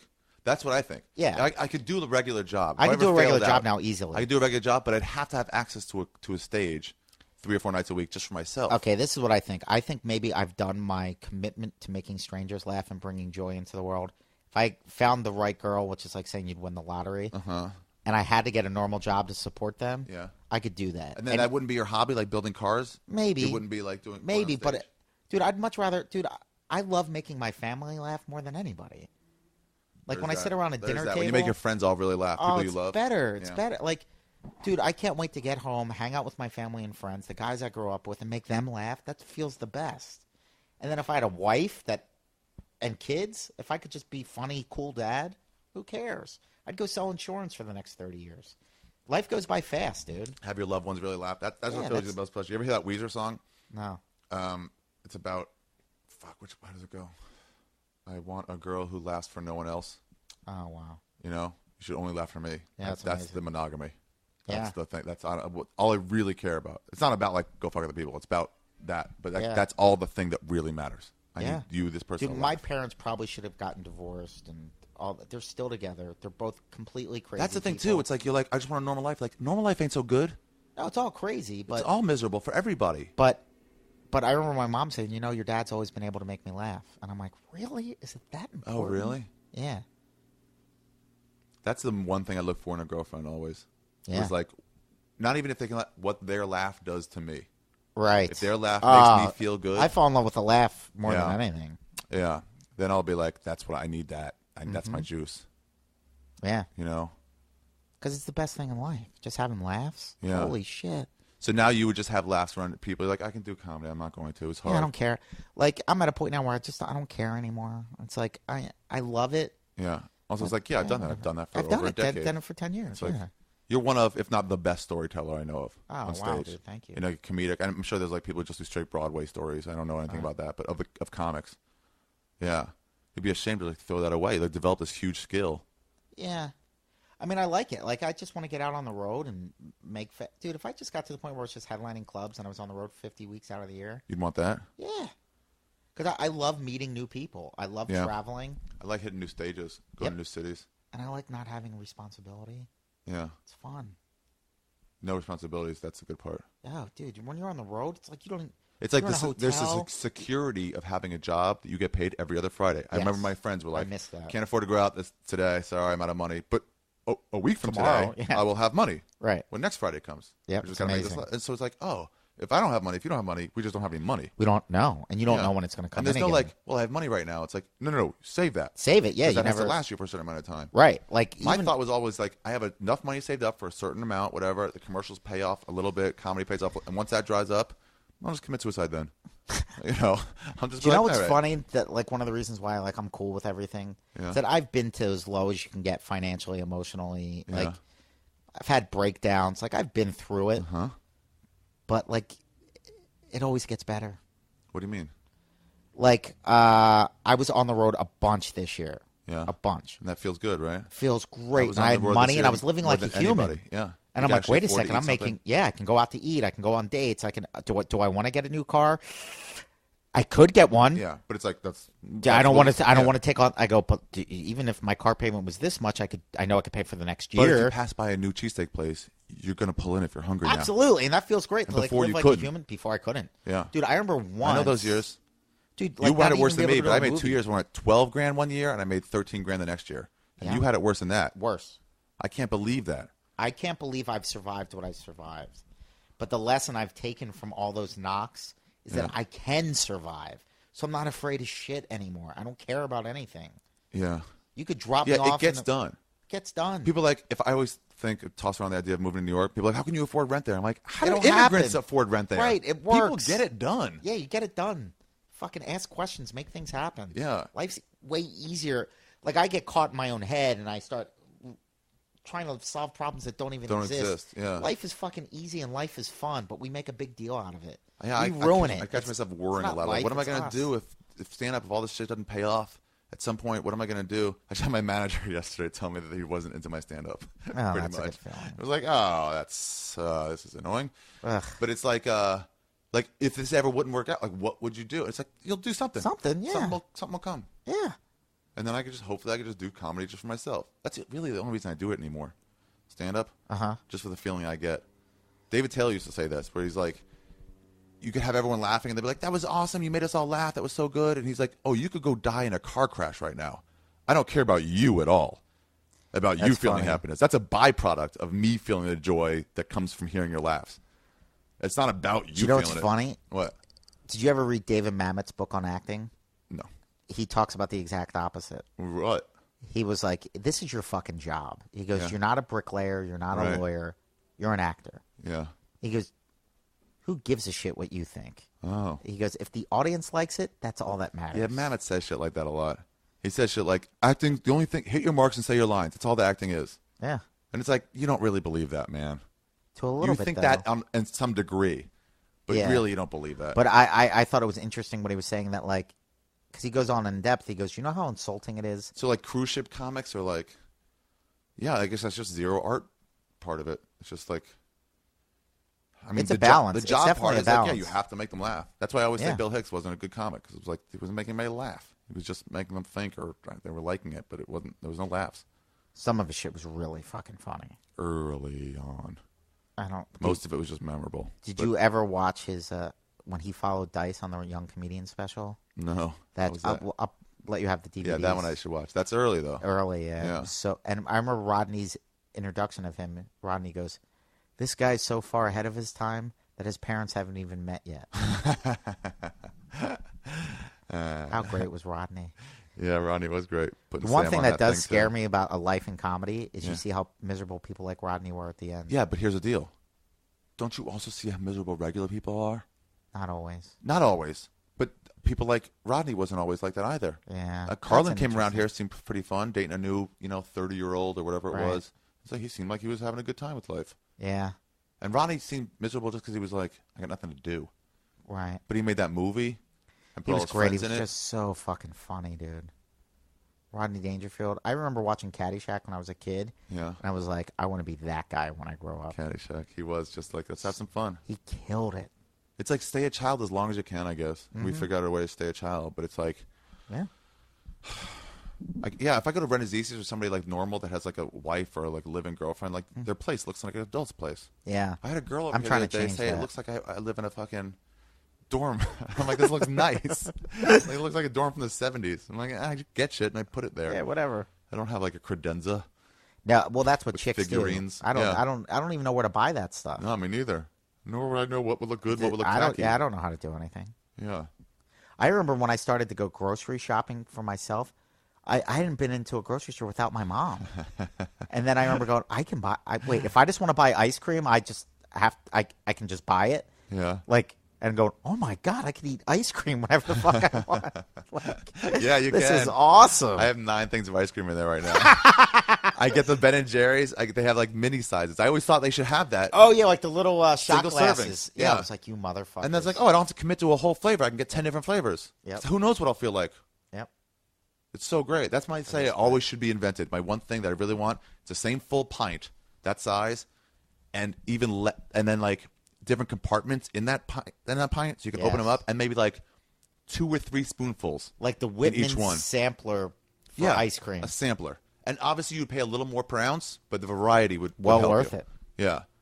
What do we do in comedy? Let's just market Well, ice if cream. somebody knows one of them, tell them to please do it. Yeah, to make it awesome. Yeah. And there's some I don't like, but I'm like, I'll try a brownie. I'm not into that usually, but I'll try it. 3 bites. Yep. Because sometimes you surprise yourself. You're like, They have to be pistachio, yeah, gelato. exactly. But sometimes it's a good. And you're like, oh my God. They have to be little openings on like all over it. That's really cool. Yeah. Separate compartments. It costs a little more in cardboard. Let's I do understand it. that. I'll pay the premium. Sure. Yeah. All right. So then what are you going to... So do you see yourself quitting then? Is that what you're talking about? No. Dude, I don't plan any. Every day by day. Whatever. Mac Lindsay he's moving tomorrow or Friday. He's moving to that kid's brilliant, Austin. and it's sad. He's like, I'm done. I'm done with Los But Angeles. I get it, but he did make a distinction. He's done with L.A. Yeah, he's like, I'm still doing stand-up in Austin. He's still doing stand. As long as that kid's still making people And laugh. that makes sense to me. It's like, the well, world there's no needs reason to you hear should what be. he has to say. You should be. You see that stand-up episode of Louis? No. Is that what this show's called? Louis. Yeah. But he's playing some open micer wants to commit suicide. Not an open micer, excuse me. Road He did open mics with Louis when Louis was doing open mics. Yeah. Now he's a road comic, and he was saying something to a regular at the cellar. He goes, "Oh, do you think comedy only has to be done in New York or L.A. or forget it? Just ignore the rest of the United The entire States, country, yeah, or the world, whatever." Yeah. He's like, "Comedy's everywhere, whatever." yeah. But it's like, yeah, if you fucking Shane Moss is one of the best comics in the country, and he lives in Austin. He moved from Boston to Austin. He's like, I'm doing it on the road. Yeah, it's great. I'll be centralized. Yeah, there's nothing wrong with that. Yeah, Ralphie May lived in I could Nashville do that for years. easily. I love that part of the country, and it's easier to travel in and out. Yeah. I don't need to stay in L.A. There is something douchey about L.A. Yeah. It's not everywhere, and it's at the store. It's not the same, but it's like people talk about the business too much. Oh, I'm over the fact all that. that. They call it the business. Yeah, dude, I don't. It's funny that when you ask me questions, I don't think of the full ramifications. Yeah. Quit. I could leave L.A. tomorrow. Yeah. I don't. That's what I say. I wish New York was in Texas. Dude, I'd be move to nicer. Austin. I'd move to anywhere in Texas. Fucking Dallas, Houston, where real people are. Yeah. Yeah, it's Chicago. Florida's cheap. Dude, there's so many great I places got used to the live. warm too. I've got used to the warm. San Diego I could go to, Oh, San Diego's the best. or Austin. But I miss the East Coast too. Yeah. Like, it's one But there's thing. great things about everything. Then you Everything. miss parts of the. That's why the thing. It's living like, on the road what's would be option? It's fine not, for me. Oh, quit! It'll all be better. Quit, and then what? Right, there's always new challenges. Yeah, live on the road. That'll present new challenges. Of like, I'll be lonely. I'll be lonely and whatever, but I don't give a shit. If I could go every weekend, leave Thursday, come back Sunday, every single week. Oh, that'd be that the I would best do. life ever. If I could just play. What I want to do is somehow people get to know me and know what I do, so I can headline clubs. Yeah. Even if I'm just their entry level guy, but if I have a full calendar of livable You should wages, have a full calendar. I know, I I'm not shooting smoke up your ass, or whatever the term is, blowing smoke up your ass. That's disgusting. Ugh. But you are seriously one of maybe the best storyteller around. Oh, thanks. Like yeah. I try to be fair with comments like that because I know they're ridiculous. But like I'm sure there's guys in New York I don't know, and Big J's really good. Right. But it's not even about best or best. It's like you're right there. You're arguably the best. Like no one. So I'm it's in like the how are mix. you not booked? I don't know. At least at a league minimum across the country I don't know. for the whole year. I don't know. It's a. Dude, you It's can't. it's You'll definitely go a fucking failing. crazy. But you can't blame anybody. No. Justin explained this to me once. He goes, He's the best, by the way. You got a guy like Rogan, got a guy like Pauly, Jay Moore. Those guys are in the whatever range, the $25,000 Right. range, $40,000 range. Right. It's not a lot of competition in that range. Right. But the $1,500 a week guy, Right. you're in the most competitive category. Yes. And guess what? They know that dude. He lives the block over. Yep. And that guy, yeah, they've had him here before. Right. And they're all good enough. You're just going to be way better than some other people. Right. But God, you get a following. If Comedy Central would ever give you a half-hour special, I'd be set. people would get into it, man. Dude, I have people. I sold out of my T-shirts it's online. so far behind. You're so far behind on that. I don't understand. I think what could happen if I ever get a break, and I've made peace with myself knowing that it may never happen. Yeah. Okay? I've accepted exactly. that. Where it's like, the cookies, I like to say it's like this. If you throw up a bunch of glitter, just throw it up and see where it falls. Some fall really far out. A bunch falls in the middle. I might never get a break. Those ones that fall out are either bums or millionaire actors. Absolutely. And you just fall where it goes. Where it goes. Whatever, and happens. I've accepted that. Yeah. But if I were ever given a break, I'm not saying I'm the type of guy everybody's going to like, but the people that like what I do like it Dude, enough. I've seen you in La Jolla. That's the first time I saw it in San Diego at the Comedy Store. Yeah. In La Jolla. I saw, because they get a lot of, Kevin Christie hates San Diego. Right. Too many douchebags. Right. Too many affliction douchebags, that type of people. And so there's a lot of them there. Right.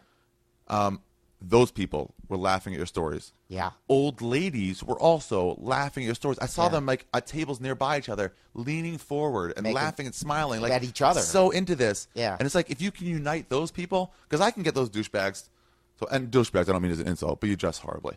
Right. But like, if I can get them to laugh, fine, whatever. But when I see people with gray hair, I'm always like feeling a little ashamed, like I shouldn't be when I subjecting knew, myself to you. But you. This is when I knew, all the fucking shit I've eaten over 11 years has paid off, just in terms of the craft of As comedy. an artist, you're right there. Dude, beginning of the summer. What the fuck is that? Beginning of the summer. Yeah. There was this hell gig in Atlantic City. Justin got me it. And everybody was like, it's awful. It's all blue hairs. It's kind of like that. It was in, I forget what. But they were like, it's all old people. Nobody laughs. Some casino. Some casino. It did 45 minutes and murdered. It was one of the best sets I had. Following week, I'm at a coffee shop type place where all the kids, I get intimidated by hipsters. Alternative kids. Yeah. Alternative kids. I get intimidated because I'm like, they're not going to like what I do, and they were young. Yeah, you're saying all the weaknesses of your set. You know, Yeah, no, I'm like, I'm not smart enough, and I'm going. Plus, they're 18. They're not going to get my references. Yeah. Okay, so there were 18 to 21 was the demographic. The week before, everybody was say 40 through 90, with the emphasis probably being 65 to 75. Yeah, the 80% of the people there, and it went great. Yeah. Now I'm working for hipsters, 18 to 21. And I'm like, these kids probably don't even drink because they're in a coffee shop. They're not young enough to get my references. I'm fucked. Yeah. So I went out and I tried to do like some like hackier drinking Yeah, that's the problem. stuff. Is when you start to like, what should I change for them? But go ahead. Right. I know what you're going to get Absolutely. Which I don't do anymore. Yeah. But I'm just looking at it going, what I do is not going to work. Yeah. I can't. Or also, change it's like it. maybe something from my act would. Not like you're Correct. writing something for them. You're not changing your act completely. Dude, and because I also the week before I'm in a casino, and I was in Vegas the week before that, where it's like you have to open up for yourself. Yeah. I have to do my hackier stuff up front to get a room full of strangers to know I'm funny. Jake Johansson told me that. You have to. Yeah, that opening joke. Dude, Like, if you look at Delirious, Eddie Murphy does 20 minutes of celebrity impressions and dick jokes and then gets to his before stuff. he gets into his stories. Yeah. Bill Cosby talks about drinking and Bill Cosby himself before he gets into the stories. So and the drinking stuff wasn't working. It was hot and it was packed. And then I sat down on a stool and just like, let me tell you about my little brother. Holy shit. I still have kids find me on Facebook and Twitter and stuff that were at that show. And somebody took an awesome picture for me where it was all these kids stretched out to the sidewalk outside. Watching you? Watching me. Where was this? It was at Lestat's in San Diego. Okay. It's a great place. You should do that room. Lestat's. It's like attached to a that? coffee shop, but they do like a lot of music there. Oh, yeah. Was that the art place? Yeah, it's like an artsy neighborhood. You have to go like off the freeway for a few miles? I don't know. I don't remember. Was it like an actual art like... No. Do you remember that art show we did in like oh, you did that with me. Escondido? Yeah. With Mishevitz and, yeah. I remember okay, that. it wasn't that. Okay. No, it wasn't that. But you had them all laughing. They were into yeah, it. and I was like, oh my Ian God, Edwards made that dude. clear to me. We came back from touring with Pauly in all over Florida, Miami, Orlando, whatever. And that's where I met him. Right. I was like, oh, you're hilarious. Right. And then I heard he was doing the UCB for their big alternative night, the Tuesday night show, the Comedy Death Ray. And I was like, what do you do for them? And he goes, same shit. Crowds is crowds, man. He's right. Crowds is crowds. All right, this is what I used when I first started to open up for Pauly. I'd get nervous, and I'd watch people walk into the room, and I would go, he won't laugh. He doesn't get it. How am I going to change? no idea. And I'm like, I'm in Texas. They're not going to like me for that. Dude, everybody, you just do your shit. Yeah. And what really drove it home. How about this? Here's what I feel like talking about tonight. That's it. Yeah. Just do your thing. And if they like it, great. If they don't, That's great. okay, too. Dude, not everybody's going to like you, and that's sure. fine. But I If remember. you have a 98% approval rating, that means there are 2 people out of 100 who are like, no, that guy sucks. And if just because you heard them doesn't And mean remember that what they're Dice right. said on how to become famous? Half the people like you, half the people Half hate you. And he goes, it's the people that hate you that make you famous. They drive you, yeah. But I remember Bobby Lee was featuring, I was emceeing, and there were old people used to make me nervous because I was raised to respect them, and I always was afraid that somehow they would know my parents, and I don't feel comfortable cursing in front of them or whatever. So there was 2 old couples on this stage, and I'm like, uh-oh. And it threw me off. I wasn't experienced enough yet. Where one variable used to be able to throw me off. Yeah. Now somebody could get a fight in the crowd. He has his dirty show at the Improv in Brea, and you're not dirty at all. No. So you're like, I don't know what I should do. And I remember telling you afterwards, I was like, dude, nobody cares if you're not dirty. If you're funny, yeah. They'll just laugh. They're not gonna be like, wait, were there no curse words in that? Hold on. Wait a second. But so I try to work extra clean. I MC, I eat it. Yeah. Like we talked about some good sets. I've eaten it countless times. I eat it, and I'm like, fucking old people threw me off in my brain. I'm like blaming them. I should have just done my thing. Bobby Lee comes out, points to the old couple, and he goes, I bet you still eat her pussy. They start laughing harder than anybody. And then they're like the other old couple, and he goes, points to the other old guy. He goes, you probably have to eat pussy because your dick doesn't work anymore. Ah, ha, ha. They are dying. The entire room explodes. Lesson learned. Don't change your shit. Yeah. Fuck. Dude, this was a good long talk. Yeah, it was. It's very long. I was just thinking about that. Cut this down. What? We're going to have to cut this down. I'm not going to cut it down. What am I going to cut out of that? Maybe I'll make it a 2-parter or something. That would make 2 hours and 10 minutes. Let's just end it now. Well, we're ending it now. Assholes. We're definitely ending it now. I'll just figure out how to make it. Just press the button now. Just I gotta wrap up. I gotta say something. I'll do a wrap up later. But well, this was fun. This was nice. Thank you for having me. It was so fun. You usually at the comedy store, I guess, in town. Yeah, comedy store in town. I'm going to be in La Jolla again with Schubert and Eleanor. We're doing an all-Philly show. Oh, very nice. November 10th and 11th. The week after that, I'm doing Caroline's. First time I've done paid comedy in New York, so it's my first time in New York since open mic. Are you going there with Renazizi? With Renazizi from the league. Great show. Good friend. Is that the week before Thanksgiving? So then I'm in Caroline's with Renazizi, and then I do Helium the night before Thanksgiving in Philly. Philadelphia. That'll be cool. I'm good. You guys should really go see him if you see him, if he's around. And then what's your Twitter account? You have Twitter? You do Twitter anymore? Yeah, it's Steve Simeone. Oh, my website is awesomesteve.com. That one's easy to remember. Yep. And my Twitter and Facebook's on there. So just remember Steve Awesome Simeone. Steve. Simeone. Yeah, but the website's easy. It's just Awesome Steve. Awesome Simeone. So just make that. And AwesomeSteve.com. Okay. That's why I did it. Well, you got to stay in it, man. It made me sad when Mac was like, yeah, I'm done with LA forever. Yeah, I talked to him. It's going to make me sad if you do it or if anybody else does it. Yeah. But mostly just because I guess they won't be around anymore. Even if people I don't see anymore, it's like as long as they're going to be around, it's okay. Yes. It's like Freddie was always on the road towards the end. Yeah. And then it was like I barely ever saw him, but it's like just the fact that I might. Yeah, it was the best. We talked about a lot of shit, man. Yeah, we did. The struggle, I guess. Yeah, I guess. Don't give up. Okay. Keep moving forward. What did Rocky tell his kid? Keep moving forward. I don't like to give people speeches like that because I'm like, dude, you might fucking hate yourself in 10 years. Oh, dude, I never tell anybody with comedy. Oh. I go, you listen to. I don't ever. I go, yeah, don't do wish what this you on have you. to do. Yeah. Oh, I would never wish this on an enemy. If you like it, then do it while you like it, and then if you don't like it anymore, just stop. Yeah, I tell people keep your job. That is what Ralph May said to me in the main room one time. He goes, "How long have you been doing comedy?" I was like, a year and a half. He goes, "Oh, that's when it's just fun." I was like, "What do you mean?" He goes, "It ain't about anything else. It's just about that." Yeah. I didn't get it till way later when it was so like, right. "Oh, I got a new bit. It works." I know. Yay. That's all it took. Yeah. Let's go eat. All right, let's go eat. Then we got to play softball, which is another thing we do. It's awesome. Comedy Store softball team. Okay. Bye. Thanks, Ari. Well, that's it, everybody. Ari Shaffir Skeptic Tank number 28. Persistence has come to a close. Thank you very much to Steve Simeone for coming over to my apartment and talking to me, my new and improved clean apartment.